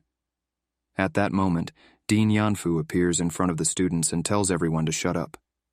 He explains that the students' speculation about the exchange is true. This year, their academy, specifically the dean of the military department himself, is in charge of the organization. Nicole asks why the top 20 are here, even though they only need 7 to compete. The old man replies that it's all because of the new survival phase. 20 students from each academy will be scattered over a large area. The team that gains the most points by collecting resources and killing monsters will win. But not only monsters, but also students from other academies are to be feared. Naturally, everyone is not happy with the addition of this stage. Jinan Academy has won this competition 3 years in a row. If they lose, the seniors won't give them a pass. The only happy thing is that Brother Yun will be with them. As for the leader of the team, it will be the first student, that is Chen. Of course, everyone is happy about this. Chen will definitely lead them to victory. The American comes up with a plan. There will be 3 individual battles where Chen, Tyron, and Nicole will fight. As for the team battle stage, where 7 people will fight, there's something to think about. Chen relies too much on himself, and his versatile fighting style doesn't make it clear who he'd be better off giving to his team. If you make a mistake, they will get in each other's way. Yun Chen and those who come after him are very good in close combat. It would be foolish to put fighters like damagers on the team. Well, Chen steps forward and asks him to pick his own fighters for the competition, and the old man has no objections. After a while, Chen picks all the fighters and makes a list of 7. Deacon lashes out. This is the strangest team he's ever seen. 3 melee fighters, 1 summoner, 1 Taoist, and 1 assassin. 3 years in a row, the academy has won due to perfect control strategy and better team selection. And Chen's team bias is on damage. That's completely insane, even though he himself let him do what he wants. So now it's all up to Yun Chen. But they should still check out what he's up to. So we're moving to the training room. Nicole pukes on Chen for not choosing the usual academy strategy. But it's his personal decision. Their conversation is interrupted by an enraged yeller looking for Yun Chen. It's Wei Yu. Last year he helped take first place, and he says that the current team is no good. They don't have a single magician. He suggests that we put Sui Hongfang on the team. He's the strongest magician among the freshmen. Alan Yushui, ranked 5th, says that the best magician is the asshole, the one who cheated in the freshman trial, and then dropped from 2nd place to 26th. Also, the fact that his family is very rich makes him think he just paid the big guy to offer it. But Chen has a better reason for refusing. He just doesn't want to take the loser. He doesn't? Wei Yu says he's an instructor, and if he says they'll take Hong Fan on the team, then that's what they'll do. Naturally, everyone's unhappy. They work their asses off to get into the top 20, not to give their spot to a major loser. Tsumonya knocks his staff to the ground and yells that he only lost because he was out of shape and offers to fight him now. The staff he's holding is at least diamond level. No wonder. He's a major, after all. So the big guy says he's best suited to be a mage, and orders one contestant to be thrown out immediately. And Chen says that this best-quoted mage is a vindictive piece of foul-smelling substance, and he's a piece of shit as a person. And if Wei wants to put him on the team, let him fight Chen in a team fight. If he wins, Chen will accept the terms, and if he doesn't, then let him roll with the sausage. Wei agrees to the terms and gives him 3 hours to prepare. And after the specified amount of time, everyone gathers to watch the fight between last year's champion and Yun's brother. The fans are divided, because Wei and Chen are very strong guys. Except that Wei has a sophomore on his team. This alienates his fans. Couldn't he handle it on his own? Wei's friend expected this result, but they don't care about people's opinions. If they win, they will get a lot of money. Hong Fang's brother said to win at any cost so that their family wouldn't fall into disgrace. And if Wei makes contacts with the Shui family, a rich future is assured. Qing Ling, who is ranked 4th, asks if they need tactics, and Sun Kang, who is in 7th place, supports her rather than fighting against the previous 2 champions. He's even a little scared. But Fei Chen from 9th place and Sheng Tiran from 2nd place are not discouraged and have faith in Chen, relying on him completely. Chen says there is no point in strategy. They should do what they are best at, which is crumbling faces, and Nicole and Lin Yushui completely agree. This team has the best fighters in the academy, and since they are a team, they will rely on each other's strength. Meanwhile, Teacher Li gives the ready command and announces the start. If Chen wins, Dean Ye will allow them to perform as a team. The freshmen immediately rush to attack, while Wei's squad lines up their positions. Wei can already sense victory. On his front flank are 2 tanks under healing. They simply won't be able to pass this defense. And Qing Ling is asking the guys to slow down. Her buff spell doesn't reach, and she herself can't keep up with their speed. Everything is going just as Wei thought it would. These goons can't work as a team. He starts to give out orders to his formation, but at that moment, a bunch of fireballs fly at them. Where did they come from? Who is even capable of casting spells that fast? And then Wei orders to increase the area of defense, and it works. They're fending off the fireballs. Except that increasing the area of defense means weakening it. There's no way they can stop Chen now. One of Wei's defenders screams that he's not getting any closer and casts a holy barrier. But something goes wrong. Her hands are restrained by the vine. When did he have time? Was the fireball attack really a distraction? And Chen has already gotten close to the tank and used a spear jab, throwing one of the vanguard out of the defense formation. The second tank immediately uses a shield strike. But Chen uses his spear to dodge with ease. And while he's in the air, the naive fools think he can't dodge. So they cast whatever they can, but Chen uses a regular fireball, outpacing the bastards. The basic skill of a magician in his performance didn't leave them a chance. But that's not all. Chen uses his sword form and takes out the tank with a single blow. The audience is in complete shock. Brother Yun had single-handedly incapacitated 2 mages and 2 tanks in a matter of seconds, and not a scratch on him. His team had only just arrived. They don't seem to need much help. And Arengard feels useless, but that's not all. We need to mop up the others. Chen rushes forward and Wei panics and orders Jui Kong to cast summon. But he's already doing it. He summons a bunch of powerful beasts. Well, let's see what they can do. The huge summon monsters are very powerful and ready to tear Cheng to pieces.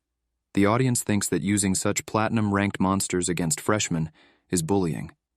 And Wei begins to gloat. He wasn't prepared for Chen's speed, but now he's definitely finished. Any of these monsters will single-handedly massacre their team. Unfortunately, the idiot hasn't realized yet, but the summoner sees what's really going on. The beasts are afraid to even move. Yun Chen's strength is on a completely different level. Chen asks if they are just going to stand still like this.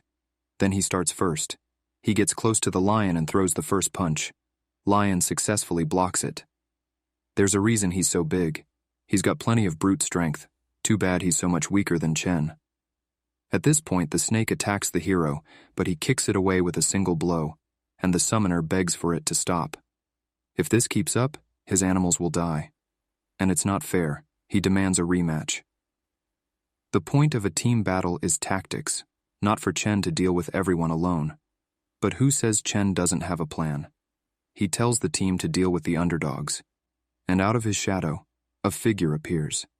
The shadow stream spike had been hiding in Brother Yun's shadow all this time. Now that he has been given orders, he will finish this quickly. But his hook is repelled by Wei. He won't let any harm come to the healer. Except that Tyron appears behind him, with a blood move and one punch sends the bastard flying. The summoner can't believe it, but he won't lose. He orders the beasts to enter berserk mode. Except 2 arrows pierce his arms and seal his mana. One of Chen's fighters cast a sealing spell on Nicole's arrows. He didn't even think it would work.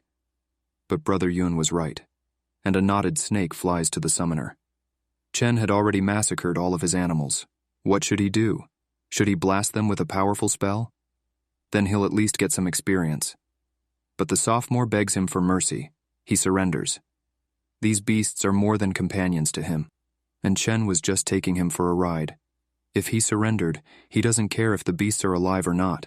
And at this moment the battlefield explodes with powerful energy. The fight isn't over yet. The wounded Wei is not going to just give up. After all, he is the champion. But he is pierced by a silver flash. Nicole says he's not worthy to fight Chen. Not enough Selenox. And a little while later, the Dean gets a report on Sina's victory. He basically just ran over his enemies with brute force. And then Ianfu asks how Chen himself explains his strategy. And it's very simple. Their academy won with the same tactic 3 years in a row. Surely the other academies are ready for it.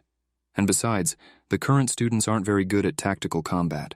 It would be much better to bring out their strengths. Although it's hard for the Dean to admit that the freshman is right, but he has proven that his strategy works perfectly. And since that's the case, let him do what he wants.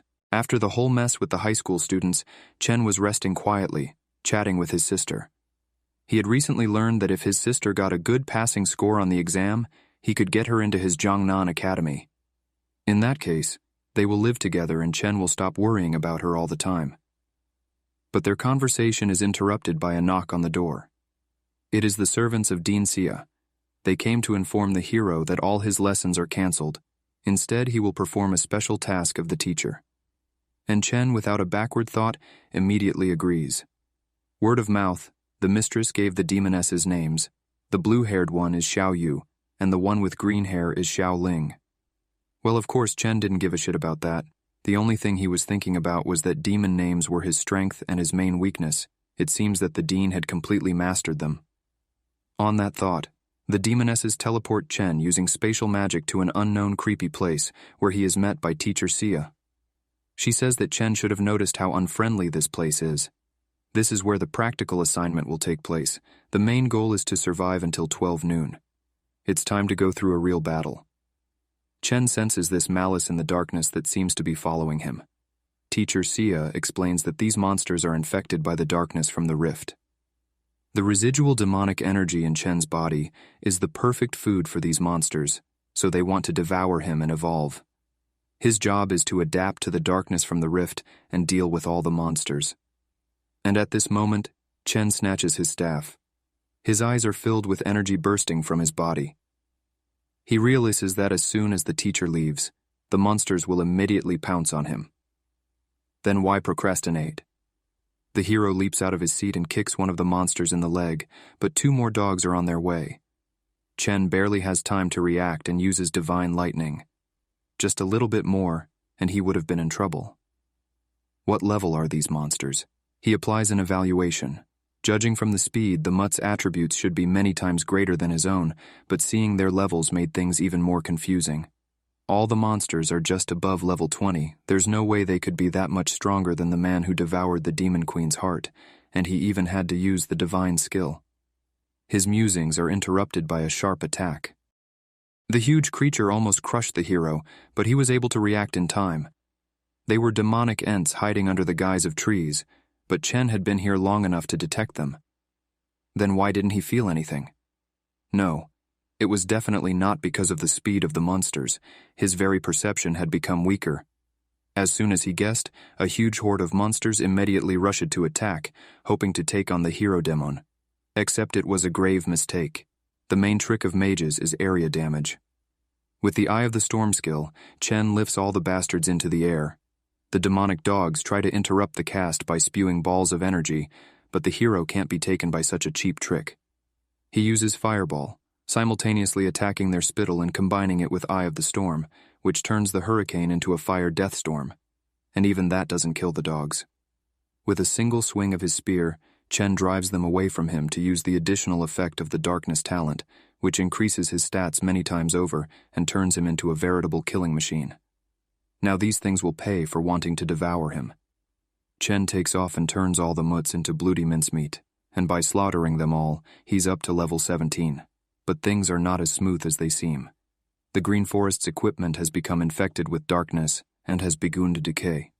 The telephony doesn't work here either. Neither magic nor technology can resist the rift, but luckily his demonic destroyer is a polymorphic weapon enchanted to the 8th star. He's no match for this decay, and after some more spectacular fights that we unfortunately won't be shown, it's 12 o'clock in the afternoon. Teacher Xia has finally returned to the hero. Now that he's been through a fight with these creatures, Chen should realize the real threat of the rifts. He didn't expect the fighters on the front lines to have it so tough. Except it's even worse for them than he can imagine. They don't have the heart of a demon queen, and they can't raise their stats at the snap of their fingers while facing the darkness. In addition to having their equipment broken and their magic weakened, they have to watch their stamina. One slightest mistake means death. Now everything made sense to Chen. Because of the darkness on the other side of the rift, people cannot get in, because simply melted in it, so humanity can only defend without the ability to counterattack. But nevertheless, the monsters that are born of darkness, just as difficult to get through here, so there is still a balance. However, this balance is incredibly delicate. Now, in order to close the rift, the god of destruction must be summoned to completely destroy the forest so that the infestation stops spreading. This leaves Chen worried. So many animals will die because of one rift, but there is simply no choice. If we procrastinate, it will turn into a disaster. But Teacher Sia distracts the hero from these thoughts by asking if he wants to get something as a reward for surviving. And he was just about to ask how demonesses use magic without a staff. She replies that it's a passive talent of the mage. Teacher Sia materializes a book of skills. If he so desires, he can take the reward, though he could have asked for something more intimate. But Gig Chen is only interested in books and pumping. But there is a time skip awaiting us. With a full 15 days, the exchange student competition is just about to begin, and literally the team members have just been announced online. Some seniors are perplexed how their leader became classless. The fact is that because of studies and training, the seniors do not have time to keep track of the youngsters, but not everyone. Some have already heard of Chen, many say he is quite good. But whether he actually has class or not is irrelevant. It is the duty of the seniors to support their juniors, so all the sophomores rush to say goodbye to the exchange team. Straight to the interzone portal, where the 20 strongest first-year students will be sent from. They're all wearing fancy new uniforms. No wonder. The whole country will be watching this competition. The students should be dressed to the hilt. There's just one problem. Yun Chen is nowhere to be found. Nicole's the one who's been hanging out with him the most. But even she doesn't know where our hero is right now. After all, they've rarely seen each other lately. Chen was constantly training to become as strong as possible. The other participants also noticed the absence of their leader. Was this responsible role too difficult for him, and he decided to run away? But exactly at the same second, the classless one seems to materialize in the middle of his team, greeting his comrades. This lifts the group's spirits, realizing that Brother Yun, their leader, all the stress before the battle instantly vanishes. No academy has such strong freshmen, and Nicole immediately starts pissing on the hero, asking where he's been. And it turns out Chen has been sitting in the library all this time, learning the mage hand skill, which allows you to move yourself and objects, and with the passive skill of casting spells without a staff, it's just an imba. But this dialogue is interrupted by Ianfu, who says that Teacher Li will accompany the students to the competition, and since everyone is already gathered, we can start teleporting to Qingyun Academy. And as our team disappears, everyone shouts warm words of encouragement to them. After which, they find themselves in Qingyun Province. Their academy is among the top 7 academies in the country, and their rich and vast lands make the province the most important economic center of the state. But here's the strange thing. Upon arriving at the academy, no one has greeted the exchange students. Moreover, it's disrespectful. From this thought, Teacher Li is distracted by a student who saw a huge dragon in the sky. He is one of the divine beasts. Chen thinks that there was a phoenix in Dean Xia's office. Perhaps he is also a divine beast. There are too many beasts in this world, so the government contracts with such beasts to control them. Someone notices a signpost. It says it's a special path for the classless team. Has even here heard about how tough Brother Yun is? Except Chen himself realizes that things aren't so rosy, and the Qingyun students passing by confirm this. They use this quote-unquote special trail to walk their dogs. Nicole recalls what Chen said about this academy. When everyone else rushed to meet him to poach him, Qingyun didn't even bother to come. Chen's comrades start to get angry. How could such a talented student be ignored? And this only amuses Qingyun students. The student that their academy didn't want to take is now ranked number 1 in Jiangnan. Are things really that bad for them? These words piss the guys off. The bastards are clearly asking for a good beating, but luckily the teacher doesn't stop them. If they start a fight, they'll be disqualified. Besides, Chen clearly doesn't care about the words of some weaklings, and the slumped guys with wounded pride head after their leader. But Teacher Lee tries to cheer them up, explaining that they won't be able to talk like that anymore when Chen defeats their elite. Plus, they're going to be interviewed tomorrow, so they should learn to show their best behavior and keep their cool. The only problem is that there will only be local reporters from the media. They'll probably be clambering towards Brother Yun. But Chen doesn't care what they say about him behind his back. In the end, the Force will decide everything.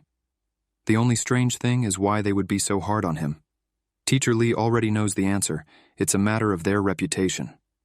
Admission of students is decided by a vote of the teaching staff, and all the teachers and deans unanimously decided not to take Chen in, and he became the first student in Xianan. If they recognize his strength, then they will also recognize their stupidity. Chen says that everyone will already realize how stupid they are when Chen leads them to victory. And the hero realizes that all the forces will be thrown at him, just waiting for this competition. He finally has a chance to meet a worthy opponent, and we find ourselves in the next day. The entire team is about to be interviewed. They're all very anxious because their families are probably watching from their homes, and Sina's watching him too. And one of the reporters snatches the microphone, immediately asking Bezklasovoy a question. Is it true that Qingyun has given up on him? It's also rumored that he used a loophole in the exam, and only won because of that. Isn't that just a rumor? Everyone immediately starts whispering. This reporter is a respected employee of a local publishing house. His words can be trusted, so the rumors are true. The whole team can barely contain themselves from lashing out at the bastard right now and ending his career once and for all. But Teacher Lee is ahead of them. How dare that degenerate hurl such insults? The students' family members are watching this interview right now, and he decided to embarrass them with his lies. The journalists immediately rioted. No one asked for the teacher's opinion. They are only interested in the students. She has no right to interfere in the conversation. But Lee lets out a murderous aura, shouting for all these bastards to get out of here while they can do it on their own. And Chen absolutely calmly asks her to stop being angry. He has one answer to all these questions. Anyone who gets in his way won't stand a chance. Unfortunately, we don't get to see the reaction of these jealous freaks. The next chapter begins as early as tomorrow. The start of the student exchange competition is announced. A total of 128 academies participated. Teams from the top 7 are also on the list. The first to enter the arena is the Qingyun team. They are led by the best in this province, the strongest student athlete Ning Junyi. His fans are ecstatic. As a freshman, he was ranked first in the province and second among the academies. Except they think it's only because there is one cheater who cheated his way through the exam. His name is Yunchen. The leader of the Jianan Academy team. All the spectators are booing him. They're just waiting for Brother Ning to put the cheater in his place. Naturally, this makes Chen's suckers angry, but he asks the guys to calm down. They need to show their strength, not their eloquence. And we're shown the same mysterious guy in the red cape from the last installment. Last time we saw him, he promised to kill the hero and take the heart of the queen of the night from him. So of course he's up to something now. Meanwhile, the welcoming ceremony ends, and many islands float out of the water in the center of the arena. It is on these islands that the one-on-one fights will be held. The sorting of the participants in this tournament does not allow students of the same academy to meet, as well as the first in their province, and otherwise the selection is completely random. And at this moment, a huge beam of light strikes the battle arena. But it's all right. It's just displacement magic. When Chen steps into the beam that appears in front of him, he immediately finds himself in his cell, and more specifically in arena number 7. His opponent will be Sun Yu from the Ninja Academy. It also turns out that the Red Hood will be the referee for this fight. He says that fighters can only use basic consumables and weapons below diamond, otherwise there are no restrictions. Chen and Sun Yu clash glances. Our hero is calm and unwavering like a rock, which can't be said for Sun. The fact that he came third among the academies is a great fortune, and now he's been placed against the first place. He can only hope that the rumors are true, and Chen is a common cheat. And as soon as the start is given, Sun breaks the distance, releasing hundreds of attacking robots, which should tear the hero to pieces. But the only thing Chen cares about is that it's not the Qingyun student. Oh well, we'll have to finish him off quickly. With those words, he slams his foot on the ground with all his might, and the arena explodes with a cloud of dust. As soon as it clears, we see Sun Yu, or rather his unconscious body. The audience is in shock, but still continue to think this match could be a setup. Cena's second opponent doesn't make it long. His class is Mac, and he says he'll show the classless one the difference between ordinary and prestigious academy. Funny, the hero wanted to say the same thing. With those words, he summons a giant magician's hand, which grabs the arrogant upstart at lightning speed. He can't understand how a basic skill can be so powerful, and besides, why he's using it without a staff or spells. Chen asks if the loser will give up on his own, or if he should torture him, but this coward admits defeat and classlessly throws him to the ground. This fight was watched by Dean Ye and Teacher Li. The old man immediately realized that Chen had studied the magician's hand and the use of spells without a staff, but the magician's hand can move objects no bigger than a fruit. But the classless talent makes up for this disadvantage in full. Li interrupts his grandfather and says, "They are in trouble. Chen Tyron lies beaten to a pulp. He lost on his second fight." At that moment, his head is sealed into the ground by the bastard Bahasan. A class Draconite, a talent of Black Dragon bloodline, he clarifies that he is not targeting Jianan. His goal is to humiliate all the top 7 academies to show what trash they really are. Qianfu asks Li which academy's first rank is this scumbag, but she replies that he's from Shengli, and he's in 3rd place, not 1st. Team Chen is shocked how a 3rd place not from a top 7 academy beat out 2nd place Jianan. The old man explains that it's likely that his ranking was lowered intentionally so that he could fight against the first places in the arena and undermine Team Com's morale. Well, it's worse for him. As soon as he runs into Chen, he'll be in trouble. Meanwhile, the hero had already defeated the 4th opponent in his arena. Suddenly he heard someone's loud voice. It is Bahison, who shouts to the classless to wash his neck. Now he cuts her down, but instead of being scared, Chen asks who the imbecile is. But we'll leave that out for now. After 4 one-punch victories, the audience begins to doubt that classless cheated on the exam, but still reassure themselves by saying he fought trash. Now, if they put one of Qingyun's top Qingyun against him, now that would be a conversation. And just at this moment, Yun Chen's 5th opponent appears in the arena, dressed in their academy uniform. It's the 2nd-ranked Qingyun's Neqiang. What a convenient coincidence. Now everyone will find out if Yun Chen is a cheater or not. And the hero is very excited. He has a special show in store for this vile academy. Neqiang tells him not to rank him with the rest of the idiots. Gromila is well aware that taking 1st place with cheats is impossible. But what does that change? Classless has no future. And now he's going to show everyone that Chen is not worthy of even standing at Qingyun's doorstep. He casts 3 powerful buffs on himself, increasing his stats. But it doesn't matter to Chen. There are many ways to defeat such an opponent, but he will do it beautifully. In the same second, the hero casts 7 buffs on himself from all the classes he's studied. The gawkers don't understand how this is even possible. With so many buffs you can take down the boss with one little finger. Neqiang lunges at Chen, screaming that it won't be enough, but thinking to himself that his opponent will squash him like a bedbug if he keeps boosting himself. But his axe is stopped by the spear's point attack to the heroes. This collision creates an incredibly powerful blast of energy, from which Nexian flies away like a rag doll. It is simply impossible. He is in his peak form, but could not withstand even one blow. But that's not all. Chen rushes straight at the freak and lands hundreds of punches in 1 second, but even after that, the big guy didn't pass out. Except Chen has purposely restrained the force. He ties his opponent's mouth with a vine so he can't give up and lifts him up like a punching bag. He won't let him get off that easily. For this, Neqiang can thank the reporters. Chen's sister watched the interview, and he kept her calm all night. By this point, it was time to settle the score. With these words, the hero summoned a demonic thornflower named Xiaojing. So far, no one understood why he summoned a level 1 monster. Its attacks simply wouldn't penetrate Neqiang. But it doesn't need to. Chen orders his fairy girl to teach Versilia a lesson, and now everyone realizes that he just wants to pump up his pet and humiliate Qingyun Academy at the same time.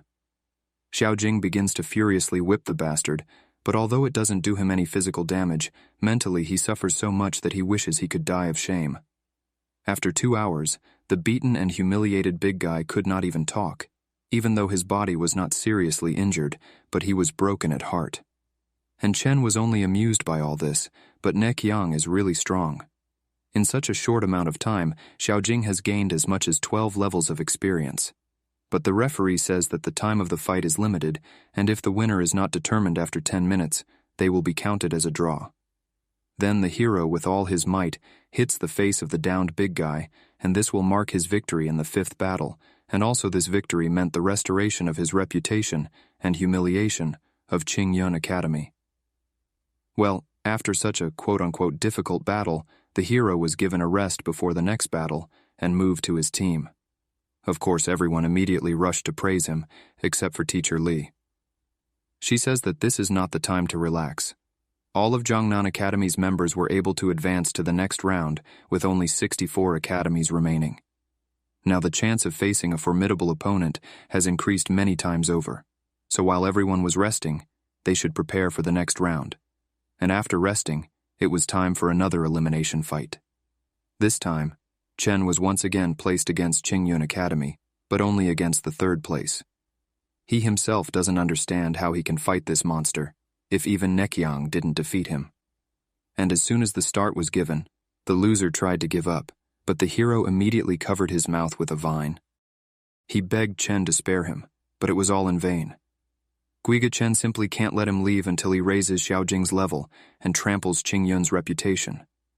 This time, Fairy Whip hits much harder than before because now her level has been raised. But on top of that, she also gains combat experience and learns the basics of battle from Chen's advice. The gawkers start to get outraged. Someone has to stop these humiliations, but they are distracted by a piercing scream of agony. It's Bahisan torturing his new victim. The poor man tries to surrender, but his speech is stunted from the pain, and words can barely get out of his mouth because his lungs are filled with blood. Draconid takes advantage of this delay and rams the guy's head into the ground. But the ref stops him just in time, and the bastard would have finished the poor guy off. Even Bahisan's comrades still marvel at his cruelty. Their headmaster lets him get away with everything because of his bloodline. Both of Bahisan's parents are draconians with black dragon blood, and the character of this subspecies of dragons is tyrannical, unbridled, and greedy on a genetic level. The next opponent of this ruthless bastard will be Yun Chen, the 1st rank of Jiangnan Academy. Bahisan is already anticipating crushing the head of this backstabber, but Chen doesn't care at all what the degenerate says. He had heard that some people pump up the talents of their bloodline so much that they lose themselves and turn into monsters. That seems to have already happened to this bastard, and Bahisan hopes that Bezglasov is being watched by his relatives right now. It would be sad if he kills him, and the people who love Chen don't see it. He shouldn't have said that. Now the hero is serious. He instantly rushes at the bastard and hits him with his spear, which had extra damage on draconids and weakened their characteristics. The attack was so powerful that the shockwave felt like it was blowing up the arena. He grabs the rogue by the head and says, "This is no time to rest." Hyson tries to say he's going to kill him, but Chen delivers a clear knee strike to his face. He gathers all the power in his fist, then punches his chest with such force that even the black dragon's powerful body can't take it, and he flies upwards. But that's not the end of it. Chen teleported behind the bastard before he could fall and kicked him in the back with all his might, knocking the draconid into the ground. It felt like the arena was about to crack from that blow. Chen wonders if the draconid just wanted to crush his head. What was he thinking now? But this degenerate could still surprise. Anger covered his eyes with a bloody shroud. The hero immediately sensed something wrong and jumped away, and from behind Hison's back grew huge wings. It further awakened the dragon's blood. All he can think about now is how much pleasure he will take in killing the classless. The draconid gathers magic in his throat and spews black flames straight at the hero. For a second, it even seemed as if he had hit his target. But in reality, Chen had already pierced his chest with his spear. He does not understand when he had time, and the hero replies that brains are a wonderful thing. Too bad Hyson doesn't have one. except he says it doesn't do anything. Chen only punched through his muscles, he can't get to his heart. What do you say now? With these words, the hero thrusts the spear even deeper, stopping a millimeter in front of his heart. And Hyson instantly falls to his knees, begging for mercy. He will be his servant if he has to. He is willing to do anything to avoid dying. The hero draws his weapon. How pathetic he is, screaming about killing, but as soon as he thinks he's going to die, he starts groveling like a tearjerker.